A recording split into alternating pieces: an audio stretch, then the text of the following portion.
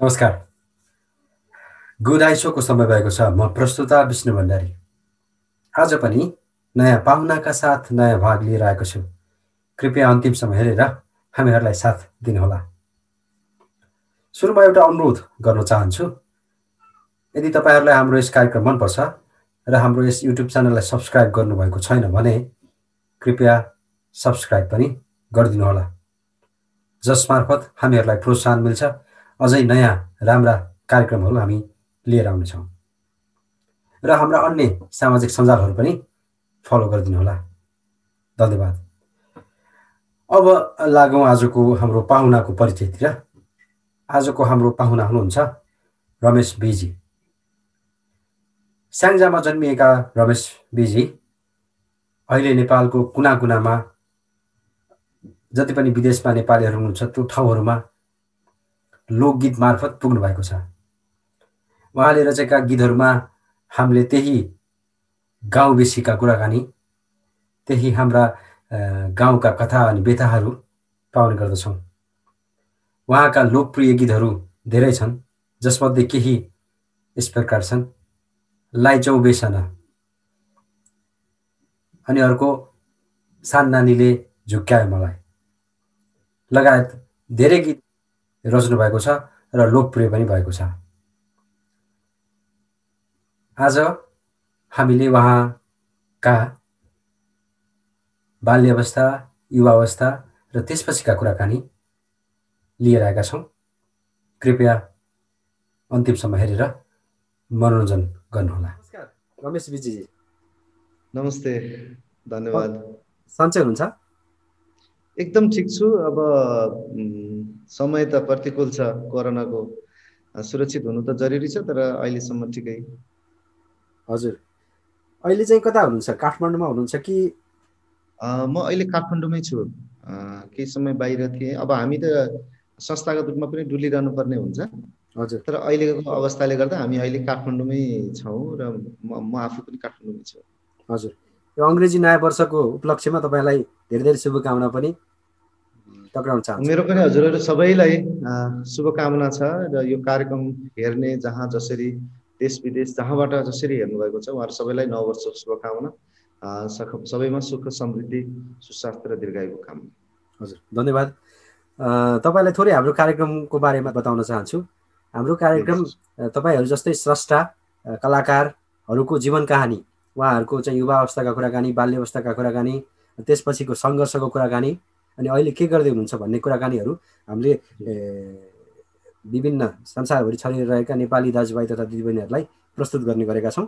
आज पनि तपाईँको बाल्यकालदेखि कुराकानी गर्दै अहिलेको अवस्थासम्म बताइदिनुहुन्छ भन्ने हामी आशा गरेका छौँ। हुन्छ, कुरा सुरु गरौँ। हजुर, हजुर, तपाईँको बाल्यकालतिर फर्कौँ। सुरुमा स्याङ्जा पुतली बजार लामागेमा जन्मिनु भयो। हजुर, कस्तो परिवार थियो? दाजुभाइ दिदीबहिनी कतिजना हुनुहुन्थ्यो? पठन पाठन कस्तो थियो? थोरै बताइदिनुहोस् न।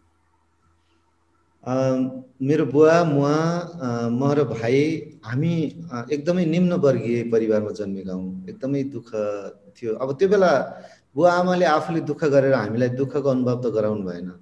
अब दुःख जान्ने बेला पनि थिएन। अब हामीले नजान्ने बेलासम्म बुवा आमालाई दुःख दियो, हामीले पनि दुःख दियो। अब जन्मदै दुःख पाएर जन्मिनु भएको, त्यसपछि हामीले पनि दुःख दियौँ र पछि थाहा भयो हामी समग्रमा अरूको कम्पेरिजनमा चाहिँ हामी अलि निम्न परिवार नै रहेछौँ। मेला मजदुरीबाटै खेती किसानीबाटै गुजारा चलाउनु पर्ने अवस्थामा बुवा आमा हुनुहुन्थ्यो। त्यसपछि म र मेरो भाइ, हामीलाई अब बुवा आमाले आफू अशिक्षित नै हुनुहुन्थ्यो। शिक्षामा त्यति एक दुई क्लास पढे पनि त्यति राम्रो शिक्षा दीक्षा नभए पनि उहाँहरूले चाहिँ सन्तानलाई पढाउनुपर्छ, छोराहरूलाई पढाउनुपर्छ र छोराहरू छन् फेरि एक दिन आउला भन्ने त्यो आशा बोकेर हामीलाई चाहिँ अब सरकारी स्कुलमा भर्ना गर्नुभएको थियो र भाइ र मैले सरकारी स्कुलमा पढ्यौँ। सुरुमा भर्ना भयौँ। त्यसपछि मेरो अलिकति स्वभावतै मेरो अलिकति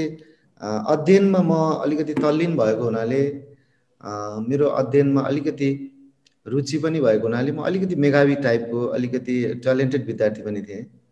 त्यसले गर्दा मैले स्कलरसिपमा बोर्डिङ स्कुल पढ्ने मौका पाएँ। त्यसपछि मैले फुल्ली स्कलरसिपमा इभन मेरो कपडा किताब बस्ने खाने समेत सबै कुरा गरेर मैले बोर्डिङ स्कुलमा पढ्न पाएँ। र त्यसपछि बोर्डिङ स्कुलको पढाइ अब सरकारी स्कुलको दाँजोमा त्यति बेला राम्रो थियो। अलिकति अब हामी नेपाली मिडियमबाट पढेको मान्छे सरकारी स्कुलमा जाँदा एकचोटि चाहिँ गाह्रो पनि भयो, छोडाउ पनि भयो। तर त्यहाँ आफ्नो भविष्य गाँसिएको थियो, पारिवारिक जिम्मेवारी गाँसिएको थियो। त्यसले गर्दा मैले मेहनत गरेर पढेँ। र आफ्टर एसएलसी मैले I use to teach there, मैले त्यहाँ पढाउनै सुरु गरेँ, अध्यापन पनि सुरु गरेँ र कलेज पढाउँथेँ। यतिसम्म गर्थेँ अब बिहान 5 बजे कलेज पुगेर अनि त्यसपछि फर्केर खाना खाएर स्कुल गएर बच्चाहरूलाई पढाएर फेरि 4 बजेपछि स्कुलबाट फर्केर 5 देखि साँझ 10 बजेसम्म म केटाकेटीहरूसँगै हुन्थेँ, उनीहरूलाई कोचिङ पढाउँथेँ र त्यही पैसाले म आफूले कलेज पढेँ। त्यही मेहनतले भाइलाई फेरि मैले बोर्डिङमै लगेर भाइलाई पनि पढाएँ। त्यही हुनाले त्यो एउटा समय, त्यो एउटा टिन एज, जति रमाइलोमा, जति साथीहरूले रङ्गरसमा बिताए, जति समय चाहिँ घुमेर डुलेर खेलेर बिताउने समय, मैले चाहिँ त्यो बेला नै सङ्घर्षमा बिताउनु पर्यो। त्यसले गर्दा जीवन अहिले आएर बरु अब रमाउने, अब घुम्ने, अब डुल्ने बेला हो कि जस्तो अहिले अनुभव हुन्छ। तर त्यो बेला मैले अनुभवै गर्न पाइनँ। म माथि धेरै जिम्मेवारीहरू थिए, सङ्गत एकदमै स्तरका साथीहरूसँग थियो, तर आफ्नो लेभल थिएन। त्यो मेन्टेन गर्न, त्यो गर्नका लागि मलाई धेरै गाह्रो थियो। त्यसले गर्दा म विशेष गरेर यो रङ्गरस रमाइलो ग्यादरिङहरूमा, ठुला हुन्छ नि भोजहरू भतेरहरू, यस्तो बेलामा चाहिँ म आफू उपस्थित हुन्नथेँ। यस्तो पार्टीहरू एटेन्ड गर्न पनि मलाई चाहिँ एकदम गाह्रो हुन्थ्यो, किनभने त्यो लेभल चाहिँ मैले आफूलाई जहिले पनि त्यो फिल गर्थेँ कि हामी त्यो लेभलमा छैनौँ भन्ने। अनि त्यो कारणले गर्दा त्यो समय मेरो त्यो टिन एज चाहिँ एकदमै सङ्घर्षशील, अभावमा बित्यो। र त्यसलाई परिपूर्ति गर्नका लागि अनि मैले परिवार हेर्नका लागि, बुवा आमा हेर्नका लागि, भाइमाथिको जिम्मेवारी, फेरि सन्तानमा के हुन्छ भने राजाको जेठो छोरो भयो भने राजै हुने सम्भावना हुन्छ, तर जनताको जेठो छोरो भयो भने त्यो बहुत अभागी हुन्छ, उमाथि धेरै जिम्मेवारीहरू हुन्छ भन्छ। त्यसले गर्दा म पनि अब सामान्य मान्छेको जेठो छोरो भएको हुनाले त्यो सबै पारिवारिक जिम्मा म माथि थियो। र अहिले पनि मैले चाहिँ त्यही जिम्मेवारी वहन गरिरहेको छु। त्यसरी बित्यो। तर मैले त्यो क्षणलाई दुःखदायी किन मान्दिनँ भने सङ्घर्ष गर्दा त्यो बेला पनि मैले भनौँ न एउटा सामान्य सरकारी स्कुलबाट बोर्डिङ स्कुलमा, त्यो पनि होस्टेलमा बच्चाहरूलाई पढाएर, होस्टेलको रेखदेख समेत गरेर होस्टेलमै बच्चाहरूसँग बसेँ।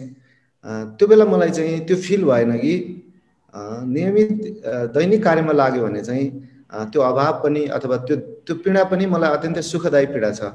अनि त्यो समय चाहिँ त्यसरी बित्यो। त्यसपछि चाहिँ उच्च शिक्षाको लागि पनि सबै साथीहरू जिल्लाबाट काठमाडौँ जाँदा आफू चाहिँ स्कलरसिपमै फेरि कलेजमै त्यही जोइन भएर पढेको र विविध कारणले चाहिँ मैले त्यता जान नपाएपछि आफ्नो मनका कतिपय भावनाहरूलाई मैले गीत सङ्गीत मार्फत प्रस्तुत गरेँ, अथवा गीतहरूमा उनी गीत लेख्ने, कविता लेख्ने र त्यो मनको बह पोख्ने माध्यम त्यसलाई बनाएँ।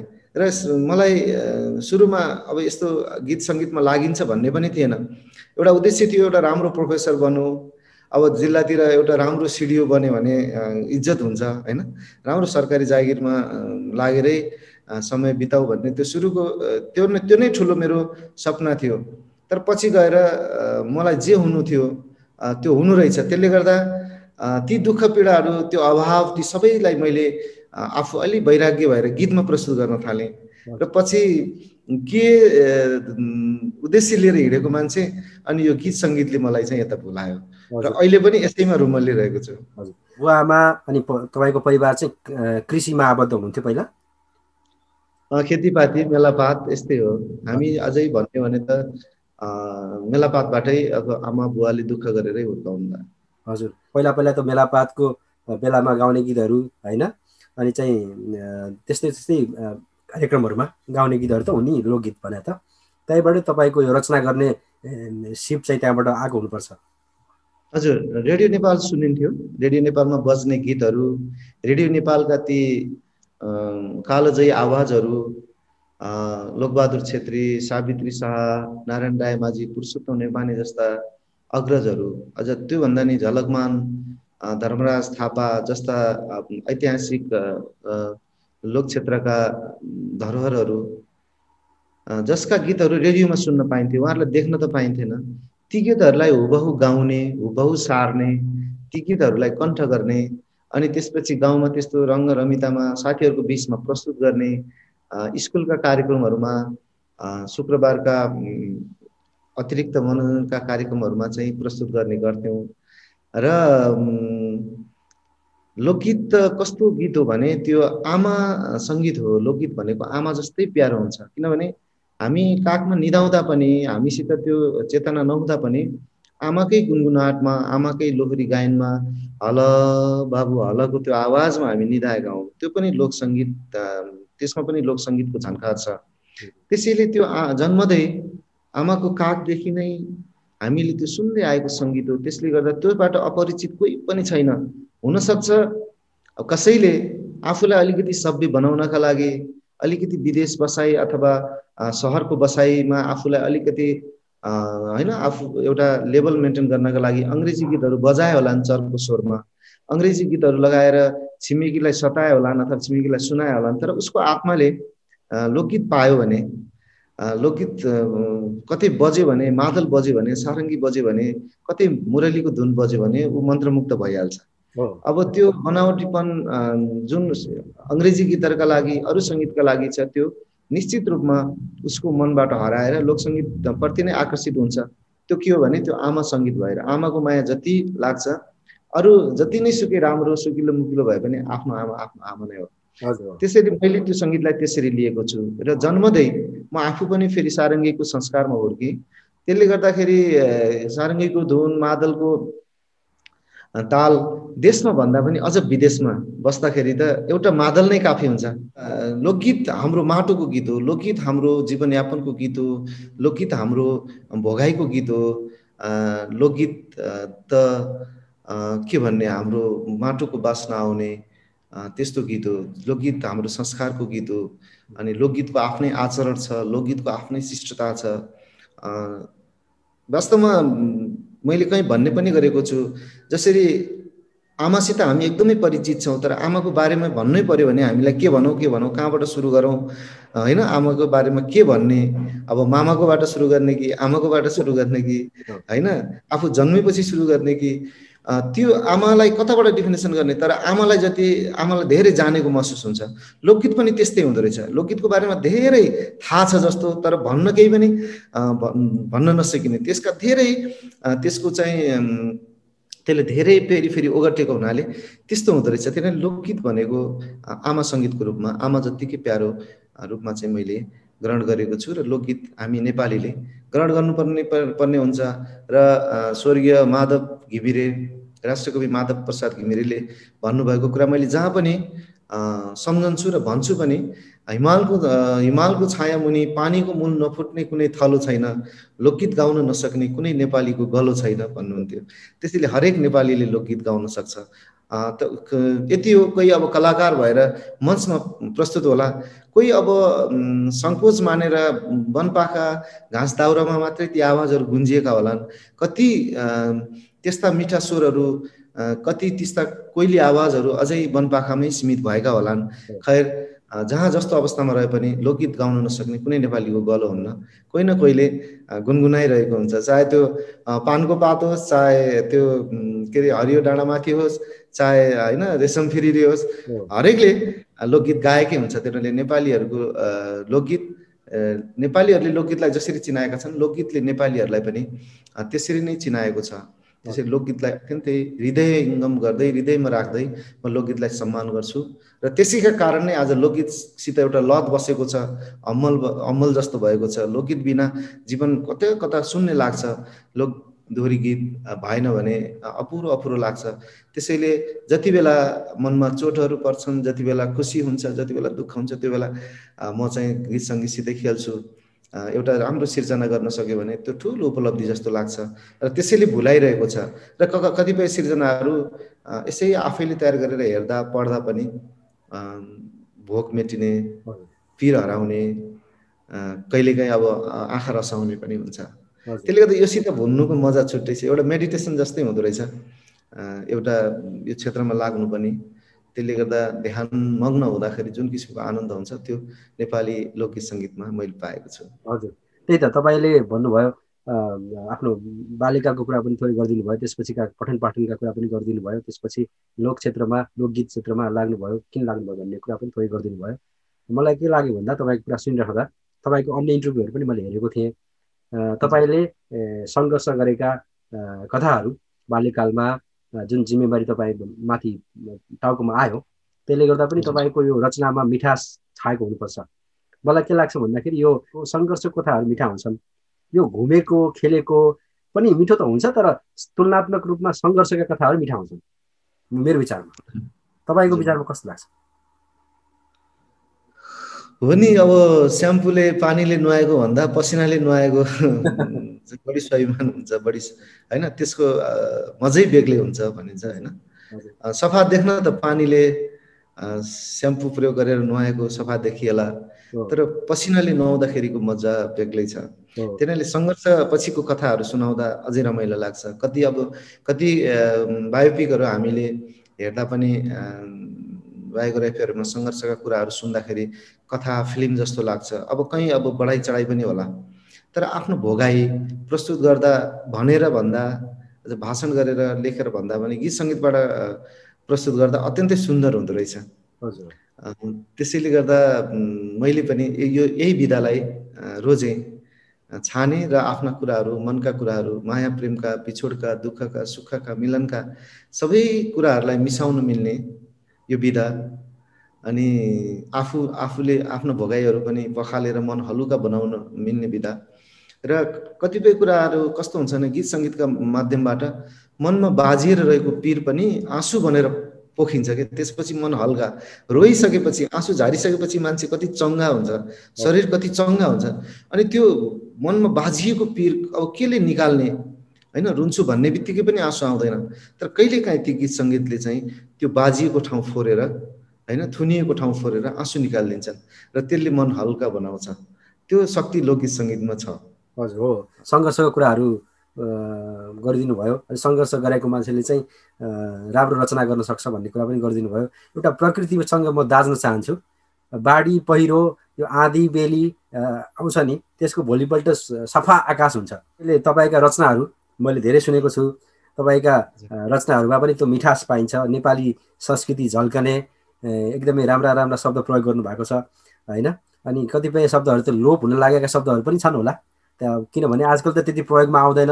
जस्तै पानी घट्टा पनि प्रयोग त आउँछ, तर पहिलाको तुलनामा अलिक कम प्रयोग भएको छ। त्यसले गर्दा क्रमिक रूपमा मान्छेहरूले त्यो बिर्सिँदै गइरहेछन्। ती कुराहरू पनि तपाईँहरूले सम्झाइदिनु भएको छ लोकगीत मार्फत।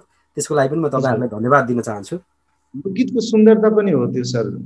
कस्तो हुन्छ भने लोकगीतको सुन्दरता केमा हुन्छ भने लोकगीतले प्रकृति बोक्छ, प्रकृतिका धेरै बिम्बहरूलाई बोक्छ, अनि इतिहास बोक्छ र कतिपय कुराहरू थाहा आफूले नजानेका कुराहरू पनि लोकगीत मार्फत चाहिँ एकदमै चाँडो त्यो दिमागमा बस्छ।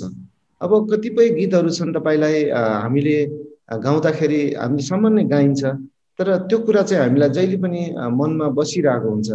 अब जस्तै तपाईँले सिन्धुली गढी घुमेर हेर्दा भन्ने गीत छ नि, अब सायद त्यो लोकगीतमा नभएको भए त्यो सिन्धुली गढीलाई चिनाउन, सबैलाई चिनाउन यति सहज हुन्थेन होला। त्यो हामीले गर्दा सिन्धुली गढी घुमेर हेर्दा हुन्छौँ, त्यसपछि त्यो सिन्धुली गढी सबैको त्यो दिमागमा सेट भएर बस्छ। र गीतले धेरै कुराहरू, ऋतु विशेषका कुराहरू, पर्व विशेषका कुराहरू सबै कुरा लोकगीतले समेटेर आउँछ। कुन महिनामा के हुने, कुन महिनामा के हुने, हिउँदमा के हुने, बर्खामा के हुने। अब जस्तै तपाईँ हिउँदै के अरे असारमा खाने दुधिलो मकै, साउनमा खाने खिर भन्ने जुन गीत छ, त्यो गीत मात्रै होइन, त्यो भित्र एउटा कल्चर, संस्कार पनि छ। हामी असारमा हरियो मकै खाने बेला हुँदो रहेछ, अनि साउनमा खिर खान पर्ने रहेछ, खिर खाने चाड हुँदो रहेछ। यस्तो खालको चाहिँ त्यो गीतसँगै मनोरञ्जनसँगै ती ज्ञानका कुराहरू पनि लोकगीतले लिएर आएको हुन्छ। अब त्यसको सुन्दरतालाई अब कसले कति लिने कति बुझ्ने भन्ने कुरा हो। पछिल्लो पटक लोकगीतलाई अलिकति प्यारोडी टाइपमा, जात्रे टाइपमा, केवल व्यावसायिक रूपमा अलिकति झिल्के बनाएर प्रस्तुत गरिएको मात्रै हो। तर लोकगीतले बोकेको गहनतालाई मनन गर्ने हो भने यो यति मनन योग्य, यति ज्ञानवर्धक छ। अब त्यो कुरा बुझाउन र बुझ्नका लागि लोकगीत सङ्गीतमा घोत लिनु अत्यन्तै जरुरी छ। हजुर, एउटा प्रश्न सोध्न चाहे, तपाईँले यो गीतहरू रचना गर्नुहुन्छ, यो अन्य कविता कथा विधामा पनि केही लेख्नुहुन्छ कि? लेख्छु मैले, गीत बाहेक मैले चलचित्रहरू पनि लेख्छु। मैले चलचित्र परदेशी, गोर्खापल्टनमा आदरणीय नारायण रायमाझी निर्देशकज्यूसँग स्क्रिप्ट राइटरको सहयोगीको भूमिकामा पनि रहेँ र अहिले परदेशी 2 चलचित्र भर्खरै हाम्रो छायाङ्कन सकिएको छ र म त्यसको स्क्रिप्ट पनि मैले लेखेको हुँ। हजुर, त्यो चलचित्र परदेशी 2 अब सायद वातावरण अनुकूल रह्यो, समय अवस्था सप्रियो भने हामीले अब परदेशी तयारीलाई लगभग परदेशी 2 लाई तयारी गरेका छौँ। म चलचित्र स्क्रिप्ट लेख्छु, कविता लेख्छु, कथाहरू पनि लेख्छु, गीत लेख्छु, गजलहरू पनि लेख्छु। अब यो धेरै विधामा, किनभने एउटा मात्रै किन गर्ने, सुगम सङ्गीत पनि लेख्छु।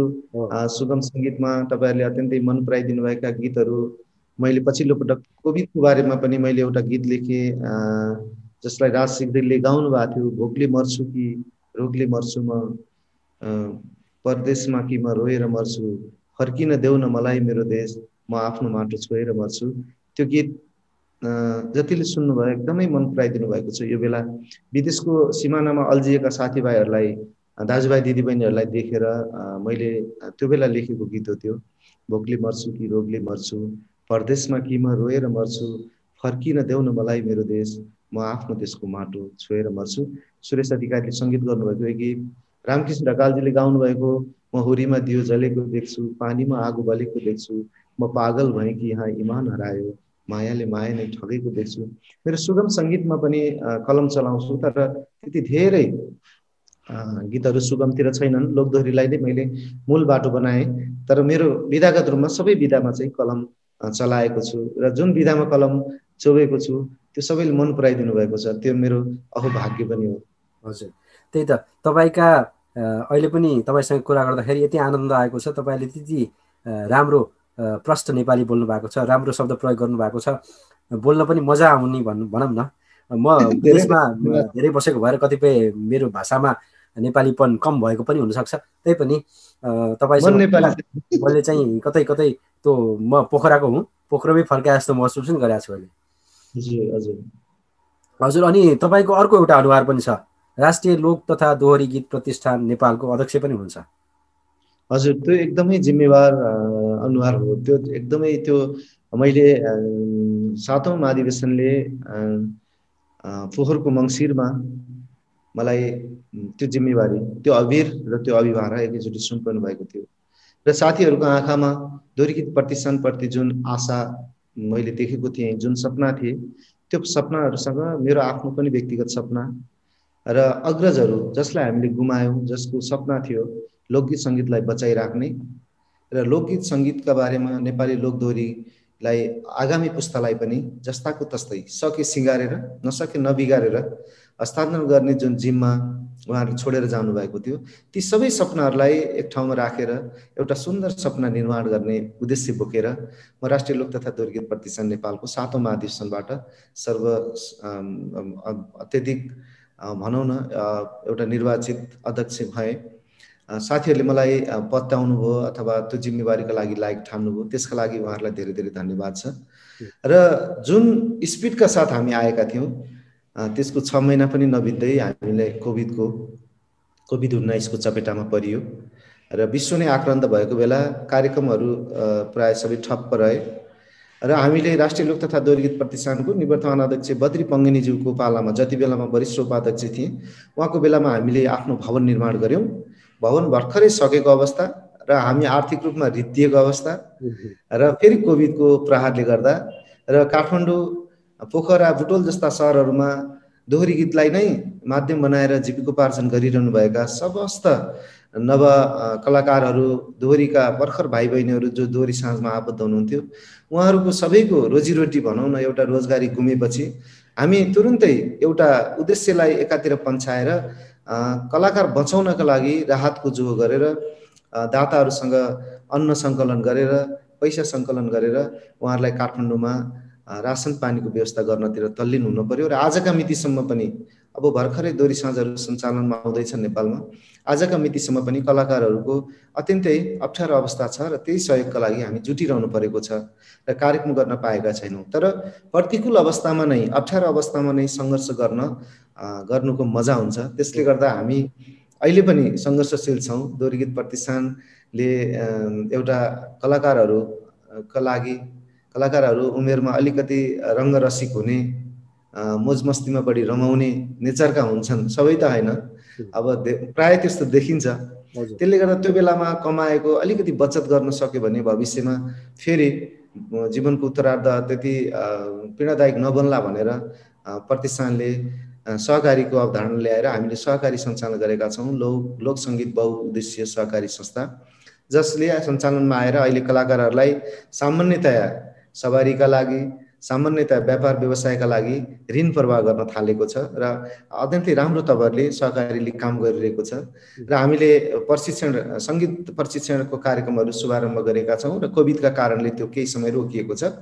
त्यसबाहेक हामीले जहाँ भवन बनायौँ त्यो सँगै हामीसँग केही जग्गा छ, अब कसैको व्यक्तिगत जग्गा, हाम्रो जति जग्गा छ त्यो भित्र मात्रै भवन छ। त्यसले गर्दा मेरो एउटा सपना त्यहाँ एउटा लोक सङ्ग्रहालयको स्थापना पनि होस्, त्यहाँ एउटा लोक सङ्गीतालयको पनि स्थापना होस्। त्यो भवन, त्यो जग्गा लिन सकेर त्यहाँ गर्न सकियो भने, र त्यहाँ कलाकारहरूको एउटा डबली पनि होस् जहाँ प्रोग्रामहरू गर्न पाइयोस्, जाँदा आउँदा बस्न पाइयोस्।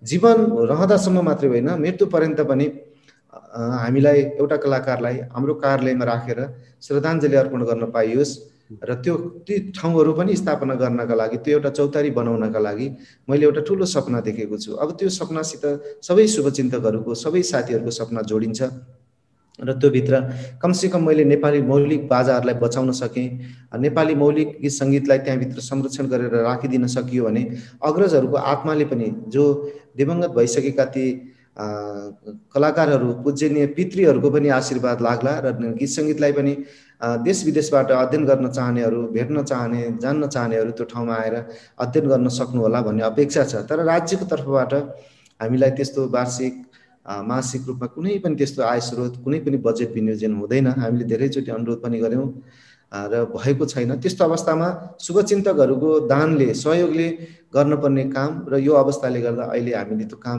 सुरु गर्न पाएका छैनौँ। तर भविष्यमा हामीले एउटा सङ्ग्रहालय, एउटा पुस्तकालय, एउटा सङ्गीतालय जहाँ बिहानदेखि साँझसम्म सङ्गीतका विद्यार्थीहरूले त्यहाँ अध्ययन गर्न पाउन्, त्यो स्कुल जस्तो चलिरहोस्, त्यो संस्था पनि चलायमान होस् भन्ने हेतुले त्यो सपनाको अब एउटा त्यसलाई पुरा गर्नका लागि लागिरहेका छौँ। समय अनुकूल बन्दै गएको पनि छ। बिस्तारै कोभिड माथि विजय प्राप्त भयो भने हामी ती कर्महरू पुरा गर्छौँ। अहिले त्यसका लागि चाहिँ मेरो एउटा सपना छ, सबै साथीहरूको सपना छ र त्यो जिम्मेवारी काँधमा बोकेर हिँडिरहेको छु। र हेरौँ, पारदर्शिता भयो र एउटा उद्देश्य मनमा भयो भने निश्चित रूपमा कर्महरू आँटेपछि पुरा हुन्छन् भन्ने मलाई विश्वास छ। र तपाईँहरूको माया, सद्भाव, सहयोग निरन्तर पाइरहेका छौँ र त्यो सहयोग पुनः फेरि त्यसले कन्टिन्युटी पायो भने हामीले यी सपनाहरूलाई पुरा गर्छौँ र त्यो जिम्मेवारी बल्ल मैले वहन गरेको महसुस गर्नेछु सर। हजुर, हाम्रो यस कार्यक्रम जापान लगायत विभिन्न देशहरूमा हेरिन्छ, नेपालमा पनि पक्कै पनि हेरिन्छ। लोकगीत, लोकदोहोरी मन पराउने सम्पूर्ण दर्शकहरूले आफ्नो केही अन्य कुनै माध्यमबाट तपाईँहरूलाई सहयोग गर्नु हुनेछ भन्ने आशाका साथ तपाईँलाई म शुभकामना पनि दिन चाहन्छु फेरि एकपल्ट। धन्यवाद सर। अनि एउटा कुरा अर्को पनि सोध्न चाहे, राष्ट्रिय लोक तथा दोहोरी गीत प्रतिष्ठान नेपालमा यो पूर्व काठ अनि सुदूरपश्चिम तराई समेटिएको छैन भन्ने प्रश्न पनि कहिलेकाहीँ आउने गर्छ। तपाईँलाई कस्तो लाग्छ? मैले पनि धेरैचोटि फेस गरेको छु यो प्रश्नलाई, विगतका अध्यक्षज्यूहरू, किनभने म दोहोरी गीत प्रतिष्ठान नेपालको स्थापना कालदेखि सँगै छु। होइन। आजको मितिसम्म म निरन्तर रूपमा प्रतिष्ठानसितै आबद्ध भएर कहिले बाहिर कहिले भित्र जहाँ रहे पनि सँगै छु। अब समेटिने भन्ने कुराको हकमा चाहिँ लाग्न सक्छ, त्यो महसुस हुनु स्वाभाविक हो। अब एउटा संस्थाले सबैलाई समेटेर लैजानका लागि त्यो भित्र कति व्यवधान छ, कति बाधा छ, कति प्रक्रिया छ, कति विधान सम्मत हुन्छ कि हुँदैन, ती कुराहरू अब नियमसङ्गत तरिकाले आफ्नो ठाउँमा छन्। तर हाम्रो भावना, हाम्रो धारणा आजका मितिसम्म कसैलाई काख र कसैलाई पाख गरौँ भन्ने छैन। किनभने मभन्दा अगाडिका अध्यक्षहरू पनि अध्यक्षको कार्यकाल सकेर गइसक्नुभयो, म पनि मेरो कार्यकालपछि जान्छु र भोलि आउने पिँढी, भोलि अरू नै आउने हो। यो कसैले व्यक्तिगत रूपमा रजाइ गर्न अथवा व्यक्तिगत रूपमा हालिमुहाली गर्न यहाँ चाहिँ अत्यन्तै चयन खेप्न आउने पनि होइन, एकदमै दुःख गरेर प्रतिष्ठानलाई बनाउने हो। थोपा थोपा सङ्घालेर एउटा कलाकार कल्याणकारी कोष स्थापना गरेका छौँ।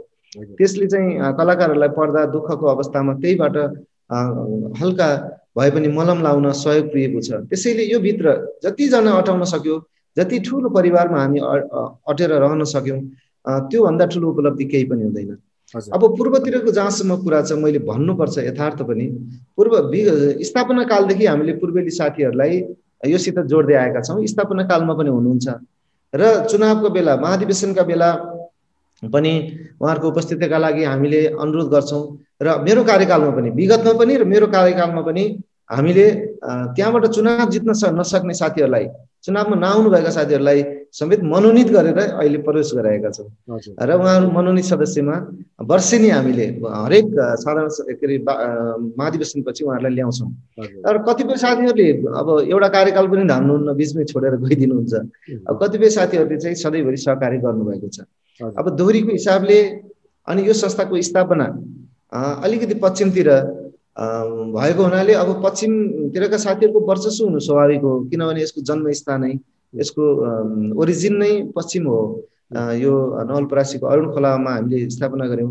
त्यसपछि गण्डकी, धौलागिरी र लुम्बिनीका साथीहरू यसमा बढी, तत्कालीन गण्डकी, धौलागिरी, लुम्बिनी अञ्चलका साथीहरू चाहिँ त्यो बेला यसमा बढी जोडिनु भयो र यसमा सदस्यताको हिसाबले त्यता बढी हुनु स्वाभाविक हो।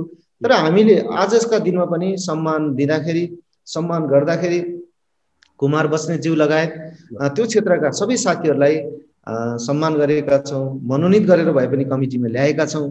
तर कहिलेकाहीँ व्यक्तिले संस्था खोजेर साथीहरू भएको ठाउँमा म पनि बस्छु, यही छातामुनि म पनि अटाउँछु, यो परिवारसित म पनि बस्छु भनेर हेलमेल हुन पनि जान्नुपर्छ। अब त्यहाँभित्र बस्दा आफूलाई नै अड मान्ने, नजिक नपर्ने अथवा त्यो बाटो पनि हिँड्नभन्दा उताबाट हिँड्छु जस्तो गरेर हिँड्नता बोध गर्यो भने सहभागितामा अलिकति कम बनाउन सक्छ। तर हाम्रो उद्देश्यमा अथवा हाम्रो हृदयमा कहिले पनि यो भेग त्यो भेग भन्ने छैन। हामीलाई त दोहोरी बचाउनका लागि होइन, सोलु सल्लेरीदेखि मोरङ, धनकुटादेखि झापा पुगेर हामीले सङ्गठन विस्तार गर्दै त्यहाँ दोहोरी गाउने कलाकारहरूलाई कति दोहोरीमा गाउने 2-4 जनालाई पनि समेटेर जिल्लाको साङ्गठनिक विस्तार गरेका छौँ। त्यसैले गर्दा यसलाई राष्ट्रव्यापी बनाउने हो। अन्तर्राष्ट्रिय स्तरमा पनि तपाईँ जापानमै भनौँ, कोरिया भनौँ, कतार, दुबई, जताततै हामी चाहिँ विस्तारित हुँदैछौँ भने अब देशभित्रैको एउटा भेगलाई छुट्याउने भन्ने त कल्पना पनि हुँदैन। त्यसले गर्दा आउनु पर्यो। संस्थामा अब चुनावी प्रक्रियामा जान्छ, कहिलेकाहीँ प्रतिस्पर्धामा उत्रिनु पर्ने हुन्छ, त्यसका लागि आफूलाई तयारी गरिरहनु पर्यो। यदि उहाँहरू पूर्व, काठ, सुदूरपश्चिम, तराई जाग पनि हुनुहुन्छ, उहाँहरू तपाईँहरूको यस संस्थामा आबद्ध हुन चाहनुहुन्छ भने तपाईँलाई सम्पर्क गर्न सक्नुहुन्छ होइन त? एकदम हृदय खोलेर, ढोका सधैँ खुल्ला छ। त्यो सम्पर्क होइन, हामी सबै साथीहरू नै छौँ। उहाँहरू आएर प्रतिष्ठानमै बसेर त्यसको सदस्यता लिएर मापदण्ड अनुसार आजीवन सदस्यता, मानव सदस्य अहिले हामीले खुलाइरहेका छौँ। आजीवन सदस्य आउने अनि त्यो त्यहाँ भएको प्रोपर्टी, त्यहाँ भएका बाजा गाजाहरू प्रयोग गर्ने, गीत सङ्गीतमा त्यहाँ बसेर सिर्जनामा लाग्ने, साथीहरूसँग बसेर चिया खाने, त्यो आत्मीयता त व्यक्तिले आफूले बढाउने हो। व्यक्तिको आफ्नो नेचरसित भर पर्छ कि अब आफै तर भएर तर्किने, त्यहाँ नआउने, सबैलाई परको देख्ने, यो त पोखरातिरको, यो त के अरे काभ्रेतिरको, यो त सोलुतिरको भनेर टाढाको सम्झ्यो भने त हामी कहिले आफूलाई एक ठाउँमा राख्न सक्छौँ त? त्यसले गर्दाखेरि हुनसक्छ कसैले त्यो व्यवहार गर्यो भने पनि भोलि अलिकति बुझ्ने भएपछि उसले महसुस गर्छ, ओहो हामी त यही लोकगीत सङ्गीतले गर्दा पो चिनिएको, जानिएको, सधैँ एक ठाउँमा हुन पाएको, हामीलाई एउटै आमाले पाएको सन्तान त होइनौँ हामी। तर हामीमा त्यो आत्मीयता केले गर्यो भन्दा यो सङ्गीतले गर्यो नि। अझ हामीलाई यो युनिभर्स नै त्यति टाढा लाग्दैन। त्यसले गर्दाखेरि त्योपट्टिको भेगको यी गुनासाहरू मात्रै हुन्, तर यो समाधान पनि होइन र यो चाहिँ भइरहेको पनि छैन, यो हुँदैन पनि। हो हल्ला मात्रै हुनसक्छ त्यसमा। एकदम मैले भने नि त, आउनुहोस्, ढोका खुल्ला छ, सदस्यता लिनुहोस्, अरू जुन प्रक्रियामा छन् तपाईँहरू त्योबाट जाम।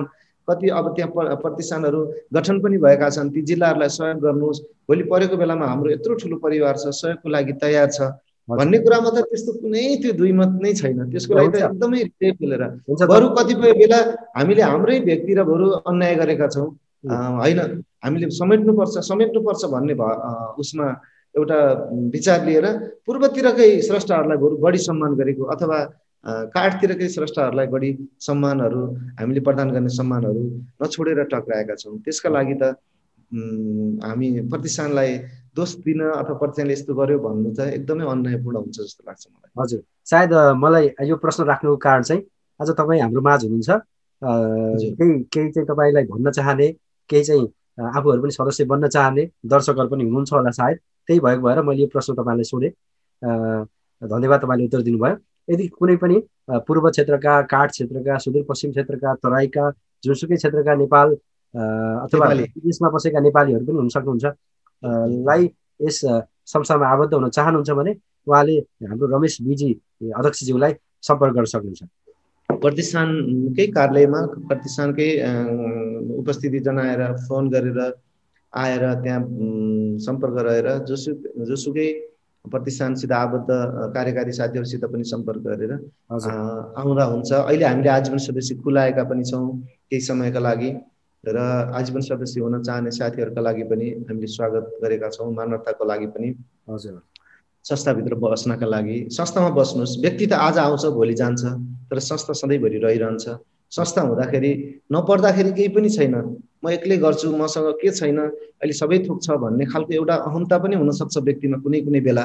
किनकि जीवनमा बल, पैसा र पैसा सबैसित एकचोटि भन्छन् होइन। त्यसले मान्छेलाई कहिलेकाहीँ घमण्डी बनाउँछ पनि, तर कुनै न कुनै दिन पर्छ। अनि त्यो बेला साथीहरू, संस्था अनि तिनीहरूको सहयोग, तिनीहरूको उपस्थितिले रुवाउँछ।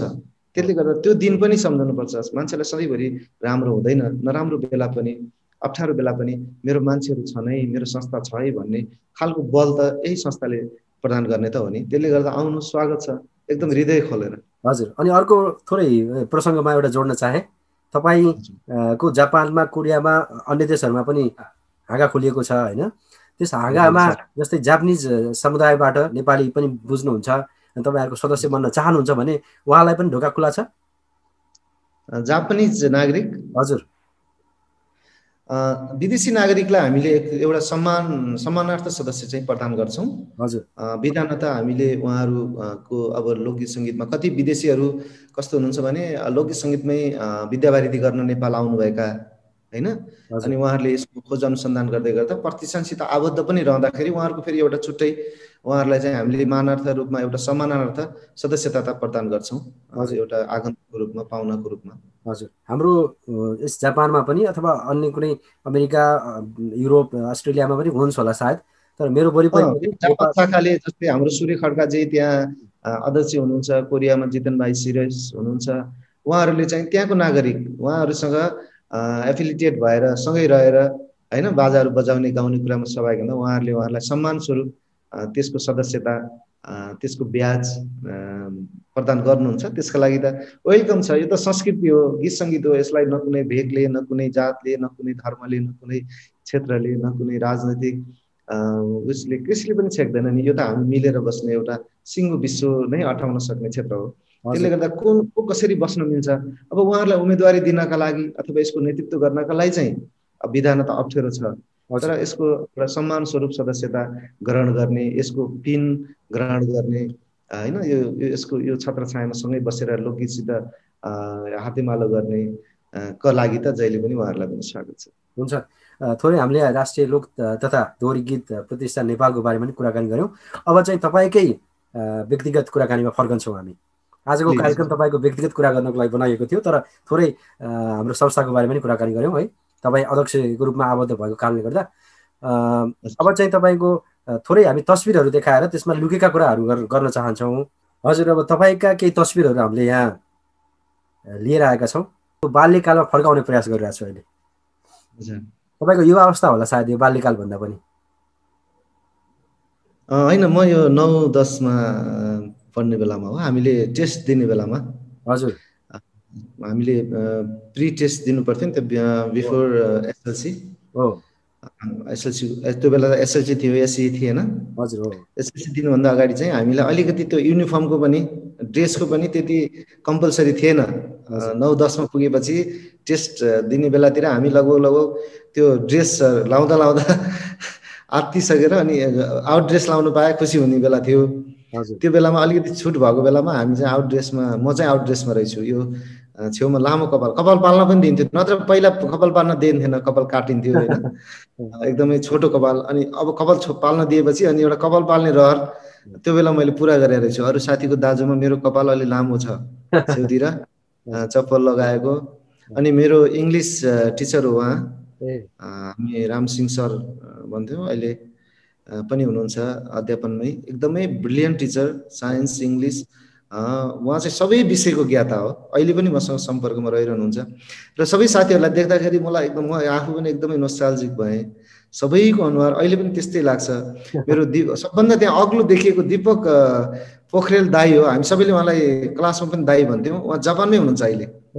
मैले जापान जाँदा पनि उहाँलाई भेटेको हुँ, तर जापानको एक्ज्याक्ट कुन ठाउँमा बस्नुहुन्छ त्यो ठाउँ चाहिँ म भन्न सक्दिनँ। मलाई भेट्नको लागि उहाँ आउनु भएको थियो, कति टाढाबाट मलाई भेट्नको लागि नै आउनु भएको थियो गिफ्ट लिएर। हामी केही छिन दाजुभाइ बस्यौँ र उहाँको त्यहाँ त समयको महत्त्व हुने भयो के अरे, उहाँ जानुभयो। त्यसबाहेक मसँग सबै साथीहरू 101 ठाउँमा हुनुहुन्छ। यो ग्रुपमा म मात्रै होला यो गीत सङ्गीततिर लागेर यसरी रुमल्लिरहेको। सबै एकदमै आफूलाई आफ्नो व्यक्तित्व क्षमताको हिसाबले सबै एकदमै ब्रिलियन्ट हुनुहुन्थ्यो साथीहरू, सबै राम्रो ठाउँमा हुनुहुन्छ। त्यो मध्येको एकजना मेरो आडमा बसेको आउट ड्रेसको साथीसँगै जोडिएको एउटा सानो मान्छे, जसलाई चाहिँ पछाडिको साथीले अँगालो हालेको छ, हात छ उसको छातीमा। ऊ चाहिँ अहिले मणिपाल हस्पिटल पोखराको वरिष्ठ मुटुरोग विशेषज्ञ हो, डाक्टर नवराज पौडेल साथी। त्यसपछि यहाँ अब सबै साथीहरू अहिले त अब सिडिओहरू पनि भइसक्नु भयो क्या, सिडिओ साहबहरू भइसक्नु भयो होला। अब कोही राजस्वमा हुनुहुन्छ र एकजना हेम राणा मेरो साथी चाहिँ ब्रिटिस आर्मीमा हुनुहुन्छ, उहाँ चाहिँ बेलायतमै। त्यसपछि धेरै साथीहरू हुन्छ, कोही अब सरकारी उसमा, कोही चाहिँ अब प्राइभेट सेक्टरमा, कोही मेडिकल लाइनमा, सबै साथीहरू। अनि हामी वर्षेनी दसैँको बेला एउटा पिकनिक गर्छौँ र त्यो बेला चाहिँ अब उहाँहरूसित सबैसित एकैचोटि भेट त हुँदैन। हामी जति छौँ त्यो बेला बस्ने रमाइलो गर्ने गर्छौँ। कोही अब प्रोफेसरहरू भइसक्नु भएको छ, कोही विदेशमा हुनुहुन्छ। आज त्यो दिन सम्झना आयो जति बेला म अब टेस्टको 9-10 क्लासमा पढ्थेँ। तपाईँले सम्झाइदिनु भयो, यो फोटो कहाँबाट खोज्नुभयो है। थोरै तपाईँलाई सोध्न चाहे, यो तस्बिर चाहिँ कहाँ लिएको तस्बिर होला? यो खोलाको छेउमा हो, कुन ठाउँ होला? यो खोलाको छेउमा होइन, यो हाम्रो स्कुलकै प्राङ्गणमा हो। हाम्रो स्कुल अलिक गहिरो ठाउँमा थियो, आधी खोलाको छेउनिरै पर्छ। फेरि यो हामी पोखराबाट वालिङ जाने क्रममा चाहिँ स्याङ्जा बजार सकिने बित्तिकै त्यसको बाटो मुनि चाहिँ स्कुल छ, हिमालयन इङ्ग्लिस बोर्डिङ स्कुल। हामीले स्कुलकै प्राङ्गणमा लिएको तस्बिर हो। यसको पछाडिको जुन पृष्ठभूमि छ त्यो आधी खोलाको पारिपट्टिको मेरो गाउँ हो, त्यो लामागे भनेको गाउँ त्यही हो। हजुर, त्यो बिचमा यो आधी खोला तरेर पारी जानुपर्छ। हजुर, त्यही त रमाइलो पुरानो कहानी। तपाईँलाई तपाईँका दर्शकहरू, तपाईँका चाहिँ फ्यान फलोवरहरूले पनि यो रमाइलो गरिराख्नु भएको छ। तपाईँलाई पनि हामीले बाल्यकाल युवा अवस्थामा फर्काउने प्रयास गऱ्यौँ। अब फेरि अर्को तस्बिर पनि हामीले तयारीको अवस्थामा राखेका छौँ, त्यतातिर जाउँ है त प्लिज। हजुर, यो पनि तपाईँ त्यही युवा अवस्थाका बाल्यकाल भनौँ अथवा युवा अवस्था भनौँ, त्यति बेलाकै फोटो हुनुपर्छ। तपाईँ मादल बजाउँदै हुनुहुन्छ तल। यो मादल मसँग मात्रै मादल रहेछ, अरू वाद्य सामग्री छैनन्। यो हाम्रो चाहिँ स्कुलमा मेरो यो लक्षण हो, त्यो बेला अब यो क्षेत्रमा लाग्ने लक्षण रहेछ भनौँ न, मैले नै मादल समातेको हुनाले। हामी स्कुलमा पढ्दाखेरि स्कुलमा यो चाहिँ यो टिम भनेको हाम्रो कल्चरल टिम हो, सांस्कृतिक टिम। यो सानो सानो नानीहरू, अब मभन्दा पनि साना, यिनीहरू चाहिँ नाच्ने हुन्। अनि मेरो प्रिन्सिपल उहाँ बुद्धि प्रसाद पोखरेल अहिले हुनुहुन्न, यति बेला म उहाँलाई नै सम्झन्छु, उहाँको आत्माको चिर शान्तिको कामना गर्छु। उहाँका कारणले नै मैले स्कलरसिपमा पढ्न पाएको हुँ। उहाँको स्कुल हो, कालो टोपी लाउने चाहिँ उहाँको कुरा गर्नु भएको छ, बुद्धि प्रसाद पोखरेल। अब मेरो एक किसिमको भनौँ न कर्म गुरु नै हुनुभयो उहाँले। मेरो लागि त ठुलो योगदान छ, उहाँको साथ छ। सबै गुरुहरूको छ, तर उहाँको त्यो बोर्डिङ नै उहाँको थियो। र यहाँ बसेका अब कतिपय साथीहरूलाई त मैले सम्झन्छु। यहाँ यतापट्टि छेउमा बस्ने प्रवीण दाई, दिपानु दाई अत्यन्तै राम्रो डान्सर हुनुहुन्थ्यो, हामीलाई नाच सिकाउने, यहाँको विद्यार्थीहरूलाई नाच उहाँले सिकाउनुहुन्थ्यो। यतिमध्ये नाच्ने गाउनेहरू नै हो हामीहरू, स्कुलको यो कल्चरल टिम हो। र यो सानो सानो नानीहरू नाच्ने अनि हामी गाउने र दाईहरूले नाच सिकाउने गर्नुहुन्थ्यो। सायद यो हामीले एउटा प्रोग्राम मा प्रतियोगितामा भाग लिएर आएपछि, एउटा पोजिसन ल्याएपछि अनि हामी त्यो पिकनिक गऱ्यौँ कि के गऱ्यौँ, त्यो बेलाको पिक्चर हो यो तस्बिर हो। धेरै अगाडि, अब यो त्यति बेला म 7मा पढ्थेँ होला। हजुर, तपाईँले बाल्यकाल युवावस्थामा फर्काउने प्रयास जारी छ। तपाईँको यो यस तस्बिरबाट के देखियो भन्दाखेरि तपाईँको लोकदोहोरी अथवा लोक क्षेत्र, लेखन क्षेत्र, रचना क्षेत्र जे भनौँ, त्यसमा लाग्ने लक्षण चाहिँ यही बेलादेखि देखियो। सिम्टम्सहरू चाहिँ यो पिक्चर म त्यो बाटो लिइसकेको रहेछु अथवा त्यतातिर म मोहित भइसकेको रहेछु भन्ने कुरा चाहिँ त्यो बेलादेखि नै देखियो यो लक्षण। यहाँ गुरुहरू पनि हुनुहुन्छ अनि त्यो नाच्ने गाउने सबैजना छौँ। अहिले त अब मैले अब देखेँ भने चिन्दिनँ होला, यो सबै साथीहरू ठुला भइसक्यो, भाइ बहिनीहरू पनि। तपाईँको पनि अघिको फोटोमा कपाल लामो थियो, यहाँ चाहिँ तपाईँले कपाल काट्नु भएको रहेछ। यो बेला त त्यस्तो लामो कपाल पाल्न पाइन्थेन, अझै पनि मेरो लामो हो त्यो। यो बेला चाहिँ त काट्नै लाग्यो, न त पिटाइ नै खाइन्थ्यो। त्यो बेला त विद्यार्थीलाई पिट्ने पनि चलन थियो, अहिले त बरु पिटिन्न। त्यो बेला त यत्रो लामो कपाल पाल्न पाइन्थेन। तर त्यही पनि मैले, म त कस्तो भने कपाल अब अहिले त्यो कपालको सोख पनि छ, लगभग अब झर्दै झर्दै गइसक्यो। म चाहिँ पछाडिपट्टि काइयो राखेर स्कुल जान्थेँ कोर्नलाई। अनि एकचोटि बाथरुममा गएर कपाल कोरिरहेको बेलामा अब के भन्ने थियो, अब त्यो बेला म चाहिँ वासरुममा कपाल कोरिरहेको थिएँ मिरर हेरेर।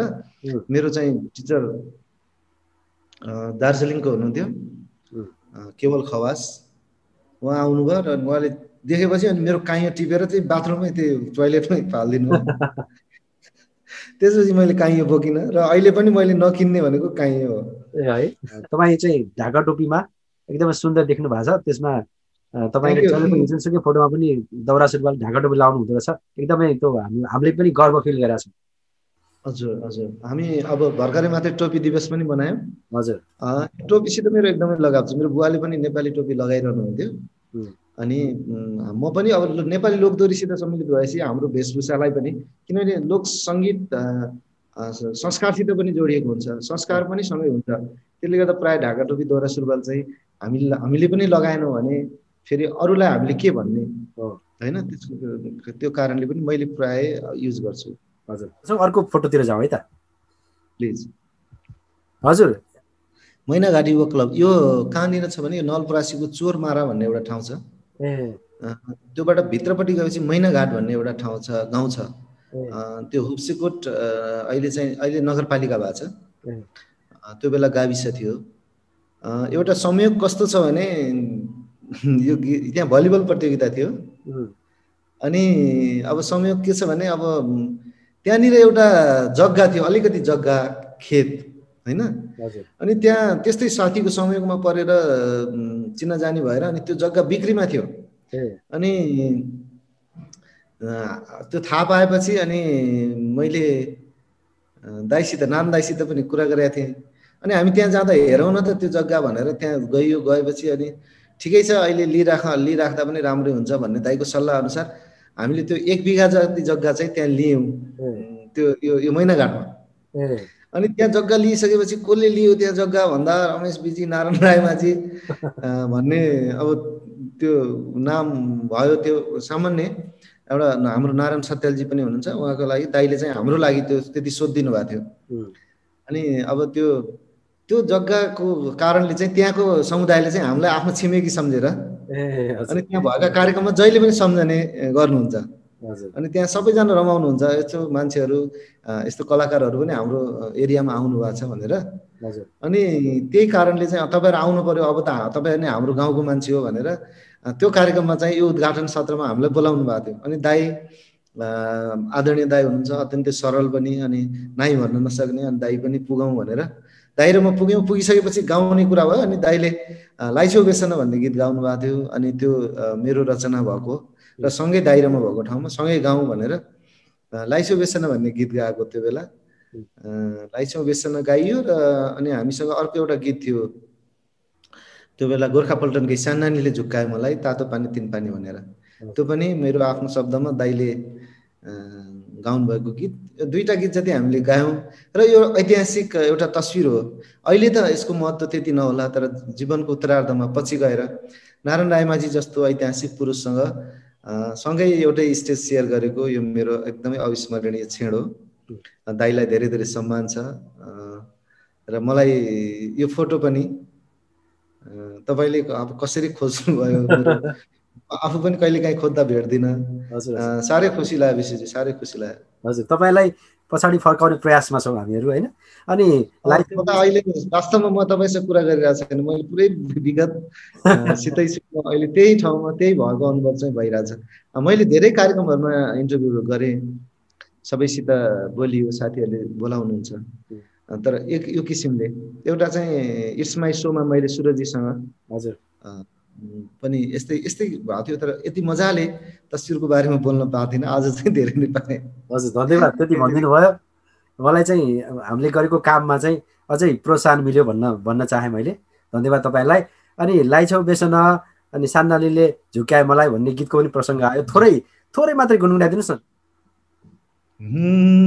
नचिनेर यति टोलाइन झन्नै मैले, ए भाइ भनी बोलाइन लाइछौ बेसन, हे लाइछौ बेसन, चिन्न नि नसक्ने आइछ फेसन, यति टोलाइन झन्नै मैले, ए भाइ भनी बोलाइन लाइछौ बेसन, हे लाइछौ बेसन, चिन्न नि नसक्ने आइछ फेसन।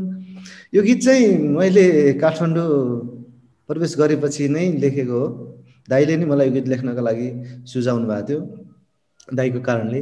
र यो गीत यति हिट भयो त्यो बेला। मलाई पहिलोचोटि, मैले धेरै अन्तर्वार्तामा भनेको छु, मैले पहिलोचोटि गीत लेखेर धेरै पैसा पाएको भन्नु न। त्यो बेला अब लगभग 69, 68, 69, 70तिरको कुरा होला। त्यो बेला एउटा गीत लेखेर मैले यो गीतको रोयल्टी खाएको थिएँ कि दाइले मलाई रोयल्टी नै छुट्याइदिनु भएको थियो। र यति चर्चित भयो, यति प्रिय भयो। र पछिल्लो पटक हामीले सुरुमा सिन्धु मल्ल र दाइको आवाजमा, पछि नारायण दाइ र मेलिनाको आवाजमा अहिले रिमेक गऱ्यौँ। र त्यो फेरि त्यति नै अहिलेको पिँढीले पनि त्यति नै मन पराइदिनु भयो। र त्यो एउटा संयोग चाहिँ मैले आदर्श मानेको, मेरो एउटा प्रेरणा मानेको नारायण रायमाझीसँग गाउँमा हुँदाखेरि देख्न भेट्न मात्रै पाए हुन्थ्यो भनेको मान्छेसँग एकैचोटि गीतमा सहकार्य गर्न पाउनु मेरो लागि त्यो बेला स्वर्गीय आनन्द, एकचोटि मेरो लागि संसारकै सबैभन्दा ठुलो खुसी, मेरो पोल्टामा परेको अनुभव चाहिँ मैले नारायण दाइलाई भेटेको दिन गरेको थिएँ। र यो तस्बिर मेरो लागि, जीवनमा धेरै तस्बिरहरू होला, तर यो तस्बिर चाहिँ मैले बिर्सनै नसकिने, मैले हराउनै नहुने र मैले सधैँभरि जतन गरेर राख्नुपर्ने तस्बिर हुनुपर्छ। हजुर, हामीले राम्रै तस्बिर चयन गरेछौँ आज त्यसमा। एकदमै एकदमै हजुर। अनि एक प्रकारले भन्नुपर्दा मेरो लागि पनि तपाईँ जस्तो यति राम्रो रचनाकार, लोकगीत रचना गर्ने, विभिन्न क्षेत्रमा यति राम्रो रचना गरिराख्नु भएको छ, त्यस्तो महानुभावसँग यसरी बोल्न पाउनु मेरो लागि पनि अभाग्य भयो। अनि सान्नानीले झुक्काए मलाई भन्ने पनि थोरै गुनगुनाइदिनुहोस् न, त्यसपछि हामी अर्को स्लाइडमा जान्छौँ। ज्यान्सु हौदुलाको चोली तानसेन बजारैको, लाखौं पर्ने हाँसो तिम्रो बोली हजारैको, ज्यान्सु हौदुलाको चोली तानसेन बजारैको, लाखौं पर्ने हाँसो तिम्रो बोली हजारैको, सन्नानीले झुकायो मलाई तातो पानी तिन पानी भनेर, सन्नानीले झुकायो मलाई तातो पानी तिन पानी भनेर। यो रमाइलो छ, मिठो स्वर भएकाले गाउँदाखेरि होइन, मैले गाउँदा तपाईँ पनि एकदम राम्रो, स्वर पनि राम्रो छ। तपाईँले गाउँदाखेरि म नाचो नाचो भएको थियो, मैले आफूलाई कन्ट्रोल गरेको छु अहिले। हजुर, हामीले अरू पनि तस्बिरहरू धेरै आज तयारीको अवस्थामा राखेका छौँ, त्यतातिर जाउँ है त। हजुर प्लिज। हजुर, तपाईँले लेखेका केही रचनाहरू, यो म तल पानी घट्टाबाट जान्छु, पानी घट्टामाबाट, यो तपाईँको सम्भवतः पुरानो छ, हाम्रो पुरुषोत्तम दाई पनि हुन्छ त्यहाँ, अनि त्यहाँबाट कुमारी लक्ष्मी नेउपाने। हजुर, पानी घट्टामा त मेरो लाइसकेसन पछिको गीत भए पनि मेरो वास्तविक परिचय र नेपाली लोकदोहोरीमा गीतहरू लेखिन्छन् र गीतहरूको स्तर, दोहोरीका शब्दहरूमा पनि स्थिरता आयो, अथवा सुगम सङ्गीतहरूमा जुन शब्दको स्तर मापन गरिन्थ्यो, लोकगीतमा चाहिँ अब घाँस काटौँ, खनियो अथवा भने जस्ता गीतहरू होइन, फुलफुल्यो के अरे के भनेर नमस्ते भन्ने जस्ता गीतहरू हुन्थे पहिला दोहोरीमा। पछि बिस्तारै दोहोरी गीतहरू पनि शब्द बोकेर भाव बोकेर आउँछन्, दोहोरी गीतहरूमा पनि शब्द संयोजन गरिन्छ अथवा दोहोरीको शब्दहरूको पनि स्तर हुन्छ भन्ने एउटा मापन चाहिँ पानी घट्टामा भन्ने गीतले बनाएको हो। र त्यसपछि चाहिँ गीत लेखनमा मेरो सानो भए पनि परिचय बन्यो र जतिले चिन्नुभयो, जतिले यो गीत सुन्नुभयो, देशमा द्वन्द्वको अवस्था थियो, देशमा भाइ भाइहरूको द्वन्द्व भएको, जङ्गल पसेका नेपाली र देशको रक्षार्थ खटिएका नेपालीहरू बिचको जुन द्वन्द्व थियो, त्यो बेला चाहिँ यो गीत तयार भएको र यो गीतले मलाई लोकदोहोरीमा भनौँ न एउटा परिचय दियो। त्यसले गर्दा मेरो जीवनको एउटा माइलस्टोन, मेरो एउटा मैले बिर्सनै नहुने गीत र जहिले पनि सम्झने गीत पानी घट्टामा नै हो। हजुर, र त्यसपछि त अब सयौंको सङ्ख्यामा गीतहरू गरिए, अब कति लोकप्रिय भए, कति सुनिएनन् पनि होला। सिर्जनाहरू सबै एकनासी हुँदैनन्, त्यो बेला समय परिस्थिति र भाग्यले पनि त्यसको चाहिँ किटान गर्दो रहेछ। पानी घट्टामा चाहिँ मेरो लागि, म यो क्षेत्रमा टिक्नका लागि, यो क्षेत्रमा अडिनका लागि यसले ठुलो साथ दिएको छ र यसका लागि पुरुषोत्तम नेउपाने दाई, बिमा दिदी, लक्ष्मी दिदीको म जहिले पनि ऋणी छु। उहाँहरूले ठुलो गुण लगाउनु भयो। एक गीत बनाउनका लागि राजन ठकुरीजीले पनि मलाई ठुलो सहयोग गर्नुभयो। त्यसले गर्दा उहाँहरूप्रति पनि ऋणी छु र यो गीत मैले जीवनमै बिर्सन नहुने र मेरो आफ्नो परिचय बनेको गीत हो पानी घट्टामा। हजुर, यो त हामीले मैले पनि धेरै सुनेको गीत, त्यही सर्जकसँग यसरी बोल्न पाउँदा म पनि धेरै आज खुसी भएको छु। यति भन्दै हामी माथिको तपाईँको अन्य सृजनातिर पनि जाउँ। भर्खरै मात्रै आज हामी यो अन्तर्वार्ता गरिरहँदा केही दिन अगाडि मात्रै रिलिज भएको गाम्बेसी, मेरो अनन्य मित्र, अत्यन्तै प्रिय गायक हिमाल घले को आवाजमा रहेको गीत, अमृता नेपाली बहिनी, अनि त्यसै गरी रामजी खाँड र शान्तिश्री परियारको आवाजमा रहेको तिमी संसार एकदमै मिठो गीत बनेको छ। यसको म्युजिक भिडियो हेर्नुभयो भने हुन्छ। 2-3 दिन भयो रिलिज भएको। अनि यो दिदी बहिनी चाहिँ शोभा त्रिपाठी र शर्मिला गुरुङको लागि मैले तीजको लागि तयार गरेको गीत हो। यी गीतहरू धेरै पछाडि, अब गत वर्षका तीजहरूमा आएको गीत र यिनीहरू नयाँ गीतहरू नै हुन्। अब अहिले चाहिँ गीत सङ्गीतहरू भन्दा घटना परिघटनाहरू हेर्ने अनि त्यो चाहिँ ट्रेन्डिङमा पर्ने अथवा दर्शकहरू त्यतातिर लाग्नु भएको छ, रमाइलोतिर। गीत सङ्गीतको भ्युज त्यति राम्रो त छैन, तर यिनीहरू पनि अत्यन्तै सुन्न लायक गीतहरू छन्। हजुर, त्यही त। अब फेरि हाम्रो अर्को स्लाइडतिर जाउँ। भोलि त जान्छु। यो गीत चाहिँ उसको गीत हो, यो हेमन्त कान्छा रसाइलीको गीत। उहाँले चाहिँ, अब यसमा मेरो केही रचना केही पनि छैन। उहाँले चाहिँ मलाई दाई हजुर खेलिदिनु पर्यो यो गीत भनेर। अब म स्वभावैले यस्तो धेरै अलिक पर बस्न खोज्छु, अनि कहिलेकाहीँ भाइहरूको एकदमै जिद्दीपनलाई चाहिँ फेरि नाइ गर्न नसकेर यो गीतमा चाहिँ म्युजिक भिडियोमा छु म, यो बहिनी जुना गुरुङसँग। यो रातभरि रोदी बसेर भोलि हिँड्ने बेलामा यसको भाव, यसको ऊ चाहिँ एकदमै राम्रो छ। साँझ भोलि जाने अनि रातभरि अब आज चाहिँ नसुतेरै रात बिताउँ, रमाइलो गरौँ, सम्झना बिर्सना भन्ने टाइपको गीत छ। यो चाहिँ हेमन्तको गीत हो। अर्को यो माइती घर चाहिँ हाम्रो कमल सरगमजीले लय बनाएर अनि सुप्रसिद्ध गायक बद्री पङ्गेनीज्यू र बहिनी सीता श्रेष्ठले गाउनुभएको गीत। राजन छेत्रीज्यू जो अमेरिका हुनुहुन्छ, उहाँले वास्तवमा विदेशमा बस्ने साथीहरूले नेपाली लोकगीत सङ्गीतलाई गरेको लगानी, गरेको माया देखेर म जहिले पनि नतमस्तक छु। उहाँहरूले धेरै नै लगानी गरिदिनु भएको छ र लोकगीत सङ्गीत अलिकति उर्वर पनि बनेको छ। राजन छेत्रीजीले विदेशबाट हामीलाई यसको समायोजन गर्नुभएको थियो, माइती घर। यो पनि बाबुआमा बुढाबुढी भएका, आफू परदेशमा भएको छोरा, दिदीबहिनी माइतमा भएको, एक दिन भए पनि घरमा ल्याउनु पर्ने, आफू परदेशबाट जान भ्याइएको छैन, बुढा बाआमा लिन जान भ्याउँदैनन्। त्यो बेलामा दिदीलाई भाइले फोन गरेर कोही लिन नआए पनि तिमी चाहिँ जाऊ है दिदी भनेर गरेको एउटा अनुरोध छ। त्यो एकदमै कारुणिक छ।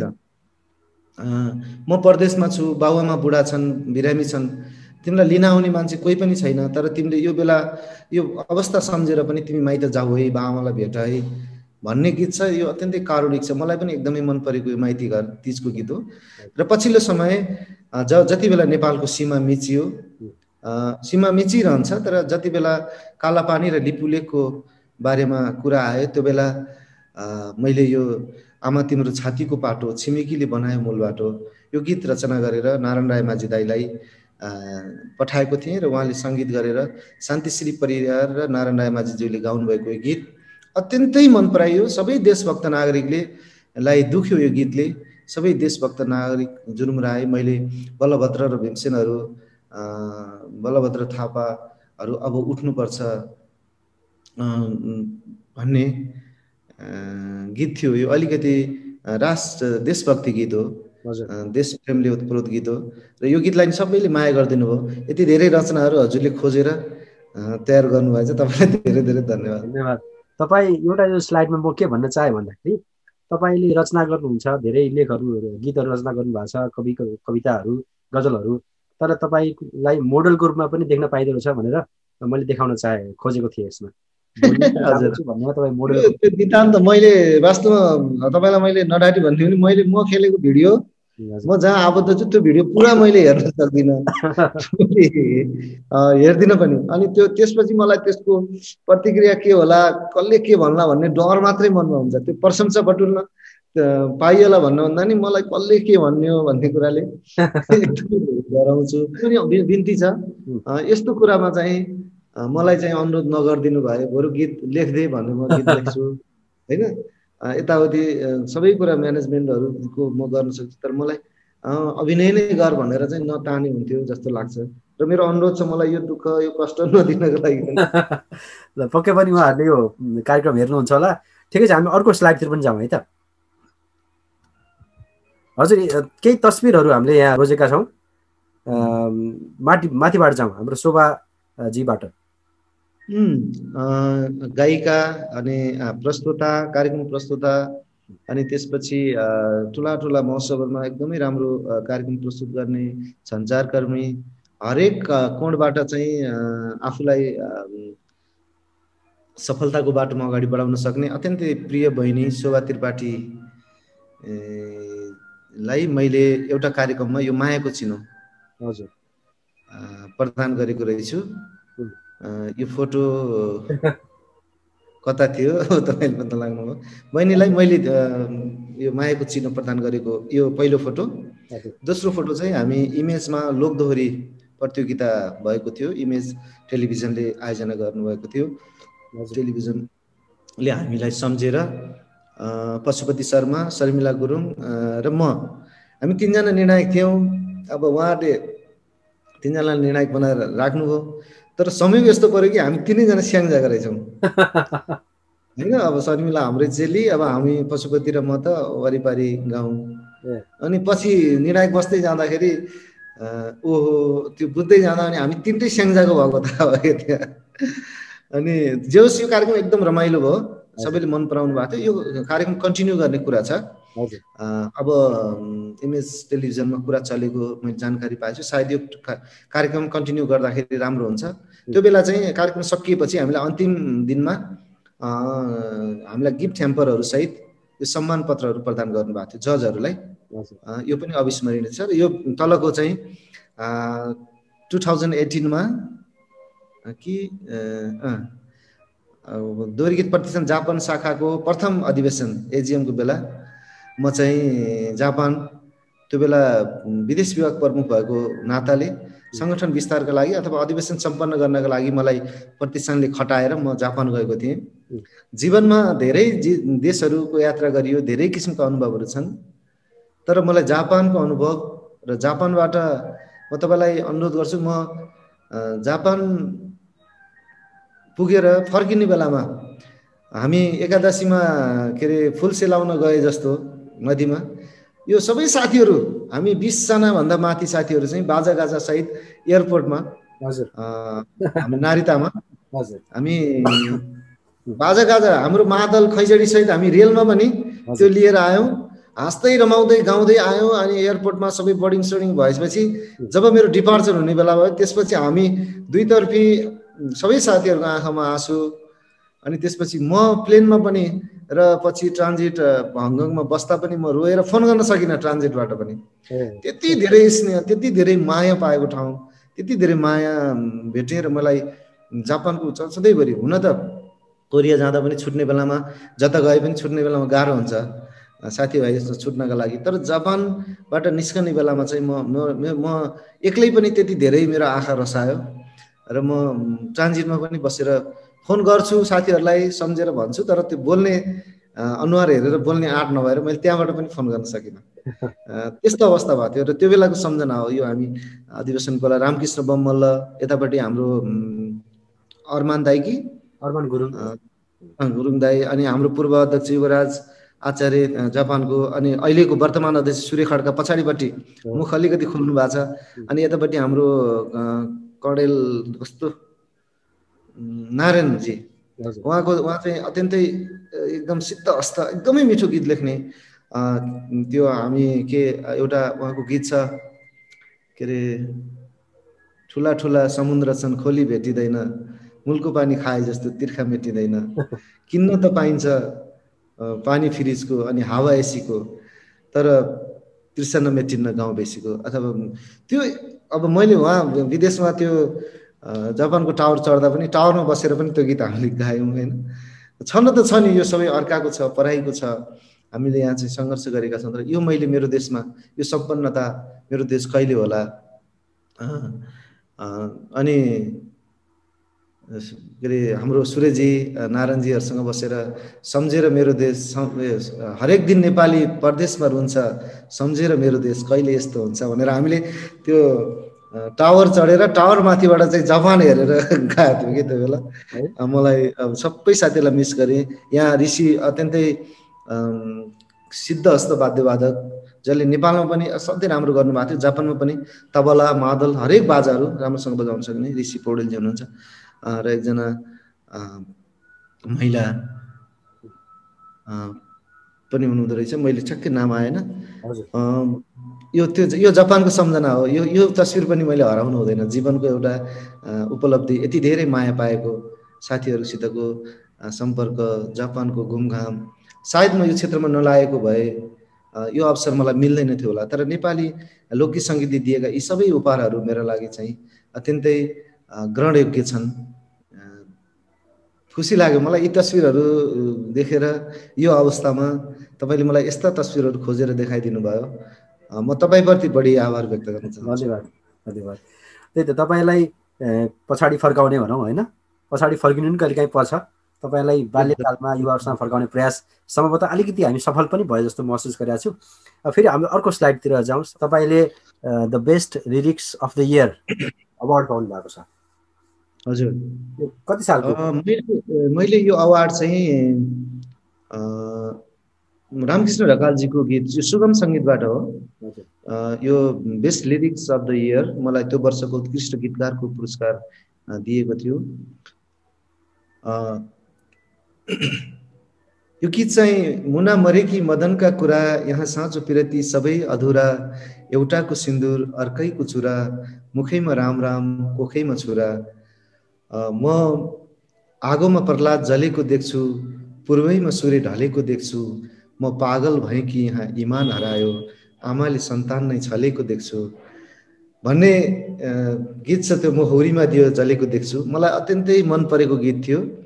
र बिन्दुवासिनी म्युजिकका सुभाष रेग्मीले त्यो गीतलाई रामकृष्ण ढकालको आवाजमा रेकर्ड गराइदिनु भयो। एउटा गुण छ उहाँको पनि। त्यो गीतले मलाई त्यो वर्षको सर्वाधिक अवार्डहरू हात पार्यो र म त्यो वर्षको उत्कृष्ट गीतकारका रूपमा घोषित हुन पाएँ। र यो म्युजिक, यो कान्तिपुर म्युजिक अवार्ड हो जुन मैले त्यो वर्ष प्राप्त गरेको थिएँ, सायद 17 मा। हजुर 17 मा त्यो खुसीको क्षण। यो चाहिँ सोल्टी होटल भित्र, यो पछाडिको सारङ्गी चाहिँ त्यहाँ लोगोको रूपमा राखेको थियो, अवार्ड हो त्यो सारङ्गीको सिग्नल भएको सोल्टी होटलमा भएको कार्यक्रम। जुन गीत अहिले पनि धेरैले मन पराइदिनु भएको छ, हुरी एल्बम, त्यो रामकृष्णजीको एल्बममा, आवरण एल्बमको हुरी भन्ने गीत हो। हजुर त्यसबाट मैले अवार्ड पाएको तस्बिर। हुन्छ, धन्यवाद। अब अर्को स्लाइड पनि जाउँ। हजुर, सम्भवतः यो अन्तिम स्लाइड हुनुपर्छ। यस केही कार्यक्रम तपाईँले गरिराख्नु भएको छ, कार्यक्रमको नाम पनि भनिदिनु होला। अनि यो पनि इमेज टेलिभिजन मार्फत सञ्चालित, अब यसको तेस्रो श्रृङ्खला पनि, दोस्रो श्रृङ्खला यो चाहिँ इमेज लोक कलाकार प्रतिभाको खोजी हो। यो इमेज लोक कलाकार, जसलाई हामीले 2 सिजन सक्यौँ। यो हाम्रो दोस्रो पटकको हजुर सिजन हो, जसमा तुलसी पराजुली अत्यन्तै लोकप्रिय गायक, कान्छीको छाता ढल्काइदेऊ यता घाम पर्यो निधारैमा। त्यसपछि अब तारा दिदी लेजेन्डरी, अब ऐतिहासिक लोकगायिका, सबै गीतहरू त्यत्तिकै गाउन सक्ने दिदीको सँगै बसेर, दिदीको आडमा बसेर यो अवसर, अब सबैभन्दा यो उसमा कान्छो जज म हो। दिदीसँगै बसेर मैले यो लोक कलाकारको छनौटमा निर्णायकको भूमिकामा रहेको थिएँ। अब निर्णायक भनेको यसै पनि अब्जसी काम हो, किनभने छनौट गर्नुपर्छ। छान्दै जाँदाखेरि अलिकति कमजोर भए पनि अलिकति राम्रोको अगाडि चाहिँ कमजोर देखिने बित्तिकै ऊ दोस्रोमा पर्छ र उसलाई चाहिँ त्यहाँबाट निकाल्नुपर्छ। निकालिसकेपछि उसका आफन्तहरू, उसलाई शुभ चाहनेहरू, उसलाई अत्यन्तै अगाध माया गर्नेहरूको दिलमा ठेस पुग्छ र यसका कारणले, अथवा यो नमिठो बोलेर यसले यस्तो भनेर निस्क्यो भनेर त्यस्तो लाग्छ। र अनि त्यस्ता अब्जस, त्यस्ता गालीहरू एकदमै खाने ठाउँ हो यो। भन्नेले त यसलाई मलामी घटाउने ठाउँ भन्छन्, यो बसेको जज बसेको ठाउँ होइन। यो मलामी घटाउने काम नगरौँ क्या भन्ने धेरै साथीहरू हुन्छन्। अब कहिले न कहिले त गर्नुपर्छ। तर कस्तो भने, मैले चाहिँ यसलाई मलामी घटाउने भन्दा पनि राम्रा मलामी छान्ने ठाउँ पनि हो यो। अलिकतिलाई अलि स्तरीय मलामीहरू छान्ने ठाउँ पनि हो भन्छु। त्यसले गर्दा यो छान्नुपर्ने ठाउँ भएको हुनाले निर्णायकहरूलाई दुधको दुध पानीको पानी छुट्याउने भनेर त भनिन्छ, तर उहाँहरूसँग त्यत्रो क्षमता त नहोला। तर उहाँहरूले बाक्लो दुध र पातलो दुध चाहिँ छुट्याउन सक्नुहुन्छ होइन। दुध र पानी छुट्याउन नसके पनि बाक्लो र पातलो दुध छुट्याउने चाहिँ सम्म क्षमता चाहिँ उहाँले राख्नुहुन्छ र विश्वास पनि सबैभन्दा ठुलो कुरा हो। र यस्ता दिग्गज अग्रजहरूसँग बसेर मैले निर्णय गरेको छु। यो फोटो पनि मेरो लागि बिर्सनै नहुने तस्बिर हो। तपाईँले आज मलाई साँच्चै भन्ने हो भने मेरो एउटा डायरी नै पल्टाइदिनु भयो। सबै कुरा सुरुदेखि आजका दिनसम्म म यो लेभलसम्म पुगेको, तपाईँले जुन मलाई अचम्म लाग्यो। आज चाहिँ मेरो माइन्ड नै अर्कै किसिमले फर्मेट भइरहेछ कि, अलिक फ्रेस, कस्तो कस्तो अब नोस्टाल्जिक पनि भइरहेको छु। अनि यी कुराहरू मेरो नजरमा, दिमागमा फनफनी एउटा मेरो लाइफ स्टोरी नै यहाँसम्म आएको, आजको दिनसम्म तपाईँले सरस्वती ल्याइदिनु भयो। गजब लाग्यो मलाई यो कार्यक्रमको ढाँचा पनि, अनि तपाईँको यो खोज अनुसन्धान पनि, सबै कुरा धेरै धेरै धन्यवाद छ। हजुर, धन्यवाद। सम्भवतः यो तस्बिर अन्तिम तस्बिर हुनुपर्छ। यो लोकदोहोरीको क्षेत्रमा मात्रै नभइकन नेपाली साङ्गीतिक क्षेत्रमै भनौँ, अलिकति यो भाइरल हुनको लागि, चर्चित हुनको लागि नराम्रा शब्द प्रयोग गर्ने चलन बढिरहेछ नि आजकल। अनि नाच्ने ठाउँमा पनि उच्छृङ्खलपनहरू बढिरहेछ। अनि छोरी मान्छेहरू भनौँ होइन, अभद्र व्यवहार, अभद्र चाहिँ भिडियोहरू बाहिर आइरहेको छ। यसलाई के भन्न चाहनुहुन्छ? अब संसारको दुनियाँमा प्रविधिको हिसाबले अब हामीले नेपालकै परिप्रेक्ष्यमा त्यस्तो गर्दा लाग्ने कतिपय कुरा अश्लीलहरू पनि अहिले अब प्रविधिमा देश विदेशका जुनसुकै साइडमा गएर हेर्दा पनि त्यस्ता पिक्चरहरू त्यस्तो डान्सहरू देख्नका लागि त खासै कोही रोकिनु पर्दैन, जसले जहाँ गएर हेर्छु भने पनि हुन्छ, हेर्न पाइन्छ। त्यो आफ्नो व्यक्तिगत मान्छेको आफ्नो व्यक्तिगत चाहना पनि हो, त्यसलाई कसैले रोकेर छेकेर छेकिने पनि छैन। जुन कुरा उपलब्ध छ त्यो दर्शक श्रोताले हेरिदिन्छन् पनि फेरि, होइन? कोहीलाई केमा रुचि हुन्छ, कोहीलाई केमा रुचि हुन्छ, कोहीलाई केही हेर्ने अवसर मिल्यो भने हेर्ने, त्यो अवसरका कुरा हुन्छन्। अब त्यसले गर्दाखेरि सबैको रुचि एउटै हुँदैन, सबैले एउटै गर्नुपर्छ भन्ने मान्यता त मैले राख्दिनँ। तर म के भन्छु भने हामी जुन समाजमा छौँ, जुन परिवेशमा बाँचिरहेछौँ, त्यो समाजलाई पनि हामीले इज्जत दिनुपर्छ आफ्नो इज्जत खोज्दै गर्दा। र हामीले जुन पाटो अँगालेका छौँ, कि हामीले नेपाली लोकगीत सङ्गीतको पाटो अँगाल्नु हुँदैन। अँगालिसकेपछि त्यो संस्कृतिसँगै हामीले संस्कार पनि अँगाल्नुपर्छ।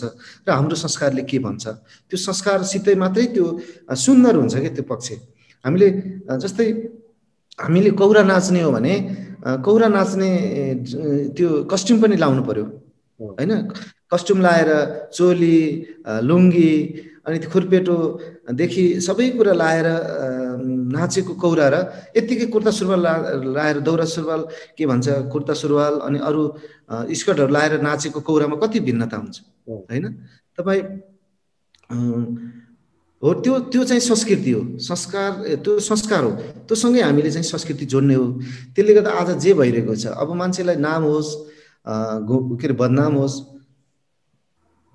तर गुमनाम नहोस् भन्ने हेतुले अब कसैलाई एकदमै चाँडो चर्चामा आउनुपर्ने, सबैले चिनोस्, मलाई थुकेरै चिने पनि चिनोस्, छ्या भनेर चिने पनि चिनोस्, तर देखेपछि चिनोस् भन्ने उद्देश्य राखेका मान्छेलाई त के भन्न सकिन्छ र? अब उसले कति बेलासम्म आत्मसन्तुष्टि प्राप्त गर्छ त्यो उसको व्यक्तिगत कुरा भयो, व्यक्तिगत आत्माको कुरा भयो। तर एउटा स्रष्टा कहिल्यै पनि नैतिक हराम हुन सक्दैन। उसले समाजभन्दा बाहिर, ऊ त समाजको आदर्श हो नि, उसले जे गर्यो समाजले त्यही सिक्छ। हामीले जे पाए त्यही गरिदिँदा बच्चाहरूले त्यही आवाजहरू उरालेर समाजमा हिँड्छन्। त्यसले गर्दा समाजको आदर्शले समाज भड्काउने, समाजमा असहज परिस्थिति सिर्जना गर्ने किसिमका कामहरू गर्न हुँदैन। अनि नैतिकताभन्दा ठुलो कानुन फेरि सर्जका लागि केही पनि हुँदैन। एउटा राम्रो कलाकारसित हुनुपर्ने सबैभन्दा ठुलो कानुन भनेको नैतिकता हो।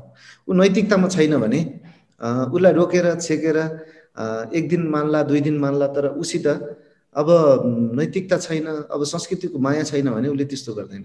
र सच्चा स्रष्टाले त्यस्तो गर्दैनन्। जो व्यापारी यो भित्र प्रवेश गरे, गीत सङ्गीतलाई माध्यम बनाएर पैसा कमाउनका लागि आएकाहरूलाई यो गीत बिग्रँदा पनि उनीहरूलाई मतलब छैन, भत्काउँदा पनि केही मतलब छैन। भए कमाउने हो, नभए त्यो फेरि अर्को क्षेत्रमा कमाउन जाने हो। ऊ त अवसरका लागि यहाँ प्रवेश गरेछ। ती अवसरका लागि प्रवेश गरेकाहरूले जुन लगानी गरेका छन् त्यो लगानी कहिलेकाहीँ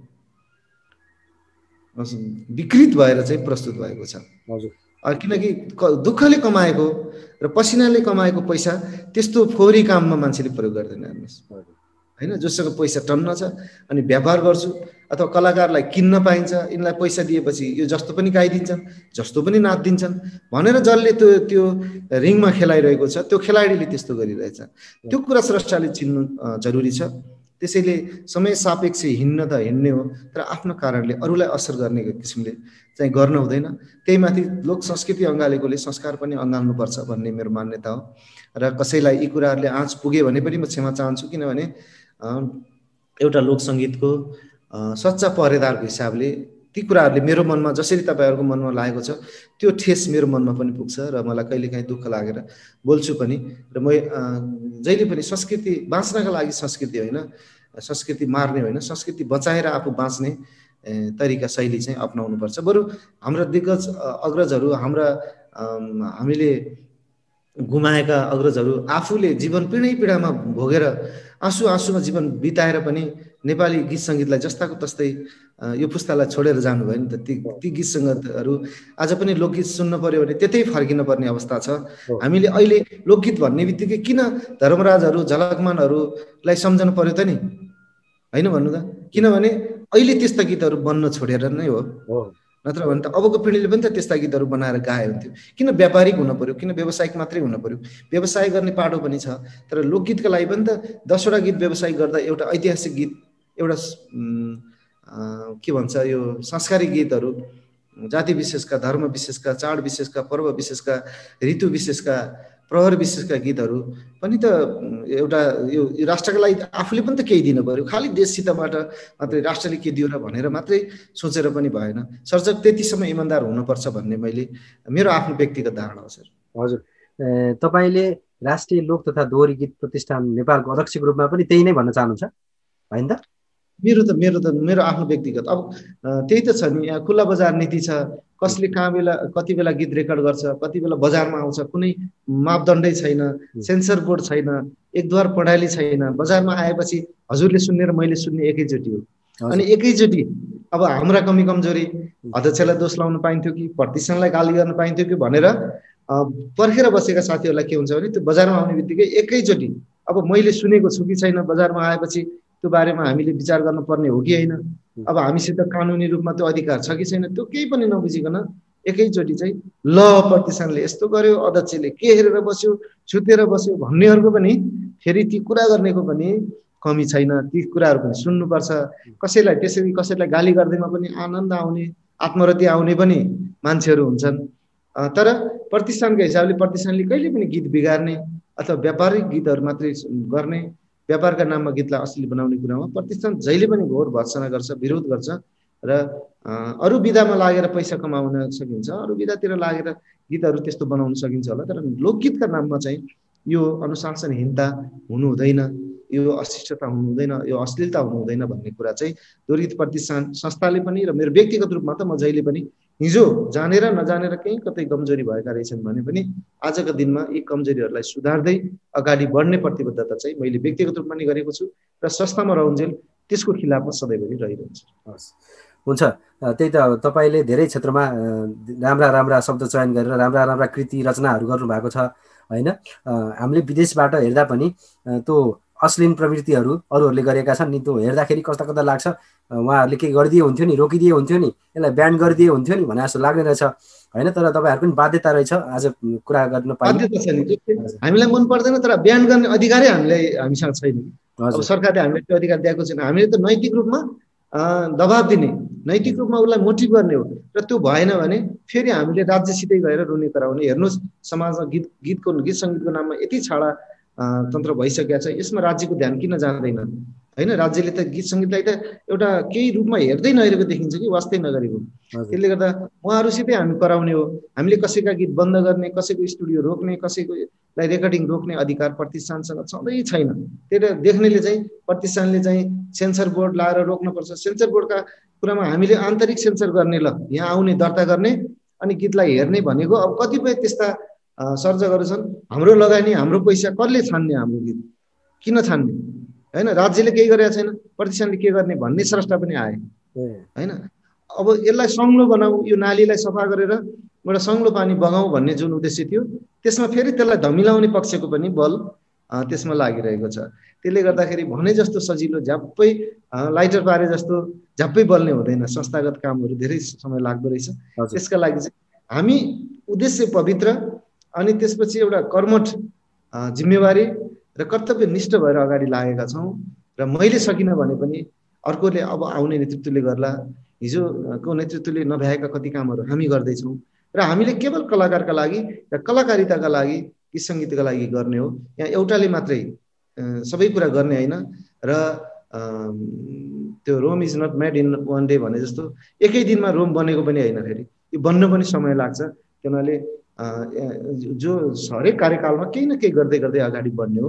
र एक दिन राज्यले पनि कानुन बनाउला, सेन्सर बोर्ड बन्ला, त्यसपछि गीत सङ्गीतको नाली सफा होला र सङ्लो पानी बग्ला भन्ने अपेक्षा मैले गरेको छु र हजुरहरूले पनि त्यही अपेक्षा गर्नुपर्छ।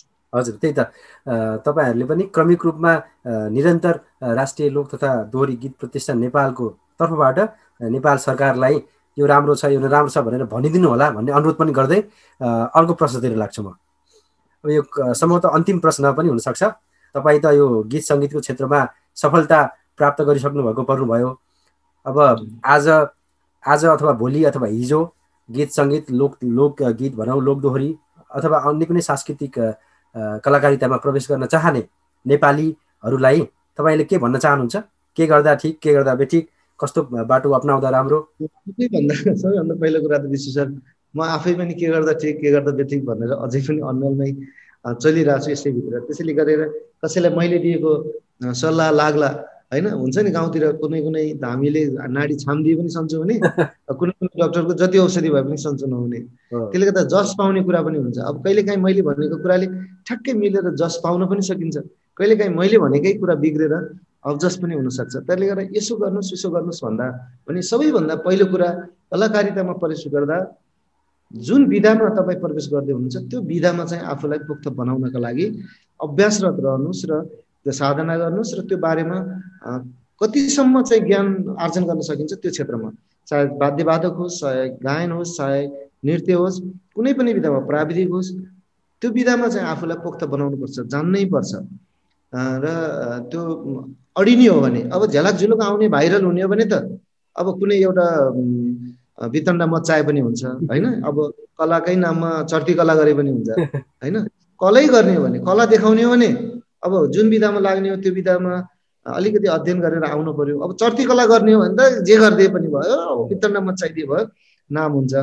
र एउटा त्यो, अर्को इमान्दारिता। जब तपाईँ इमान्दारिता त हरेक क्षेत्रमा आवश्यक छ, अनुशासन, इमान्दारिता र लगनशीलता, यी तीनटा कुरालाई पनि अत्यन्तै आत्मसात गर्नुपर्छ। अनुशासित हरेक क्षेत्रमा अनुशासित भएन भने सफलता नजिक हुँदै हुँदैन।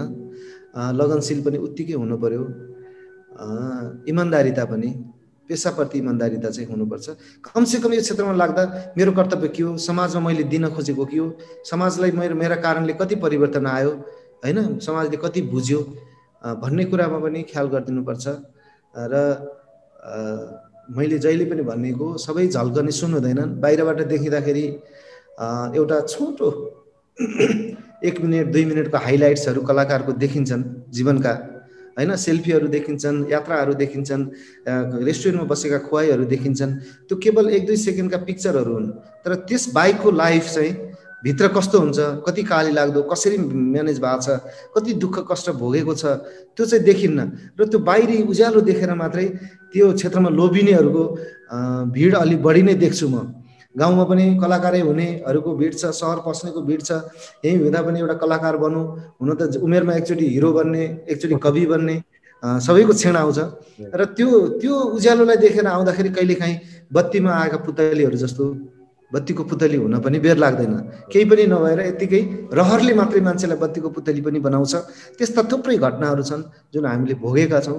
तसर्थ बत्तीको पुतली नहुनका लागि पहिला, सबैभन्दा पहिला आफ्नो आत्माले आफूलाई चिन्ने र त्यसपछि यो बाटोमा हिँड्ने मैले सल्लाह दिन्छु। हजुर, धन्यवाद। लोकदोहोरी क्षेत्र मात्रै नभइकन सम्पूर्ण क्षेत्रमा लाग्न चाहनुहुने नेपाली अथवा अन्य विदेशीलाई पनि लागु हुन्छ, यो सबैलाई यही भन्न चाहनुभयो होइन त?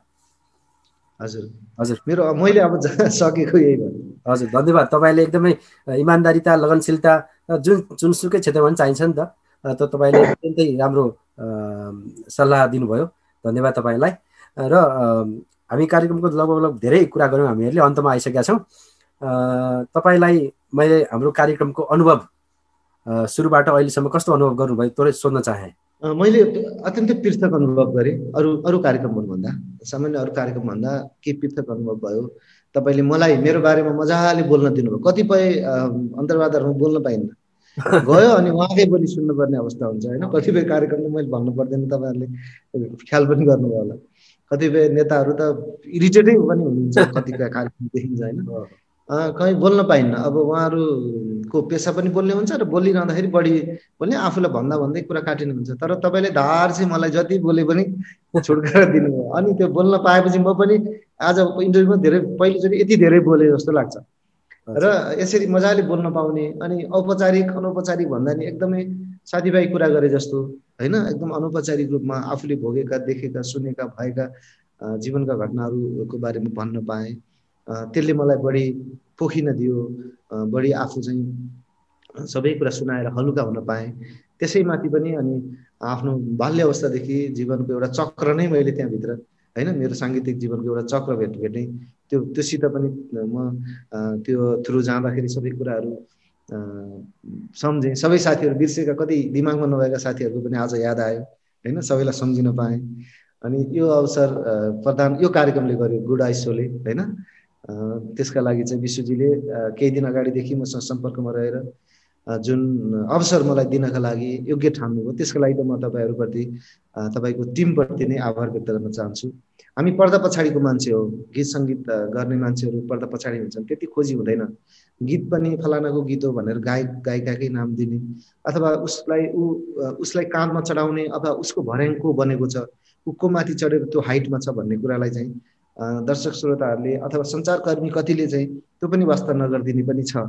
र हामीलाई इन्टरभ्यूहरूमा अथवा त्यस्तो बेला त्यति बोलाइन्न पनि, किनभने हाम्रो अनुहार बिग्दैन। अब अहिले अनुहार बिग्ने हो, पर्दामा चलेको मान्छे नै बिग्ने हो, त्यसले गर्दा उहाँहरूको पनि आफ्नो अब कार्यक्रमको स्वार्थ हुनसक्छ, त्यति धेरै खोजिन्न। र पनि तपाईँले विदेशमा जापानदेखि अब यस्तो कार्यक्रम आयोजना सुरुवात गरेर मलाई कसरी सम्झिनु भयो अथवा कसरी तपाईँको ब्रह्मले चाहिँ रमेशसँग कुरा गर्नुपर्छ भन्ने बताउनु पर्यो।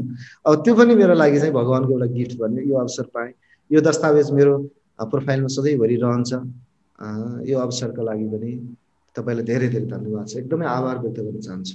हजुर, धन्यवाद तपाईँलाई। अनि हामी सम्भवतः तपाईँलाई बाल्यकालमा युवा अवस्थामा फर्काउने प्रयासमा मलाई केही हदसम्म हामी सफल भएको महसुस गरेका छु।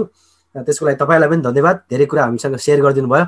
र अन्तमा तपाईँलाई मैले केही प्रश्न नगरेको पनि छु होला, तपाईँले यस्तो भन्न पाए हुन्थ्यो अथवा मैले नसोधेका प्रश्नहरू केही छन् भने भन्न सक्नुहुन्छ? होइन, धेरै कुराहरू भने, अब सबै कुराहरू एकैचोटि भन्दा पनि अब धेरै भयो भने त्यो पनि मिठो हुँदैन। जति भन्नुपर्ने समग्रमा एउटा सबै कुरा भन्यो। अब मलाई भन्न मन लागेको चाहिँ कार्यक्रम जापानकै भएको हुनाले जापानमा धेरै आफन्तहरू साथीहरू हुनुहुन्छ। राष्ट्रिय लोक तथा दोहोरी गीत प्रतिष्ठान नेपाल पनि छ। तपाईँ जापानमै हुनुहुन्छ भने राष्ट्रिय लोक तथा दोहोरी गीत प्रतिष्ठान नेपालले अहिले आजीवन सदस्यता खुलेको छ।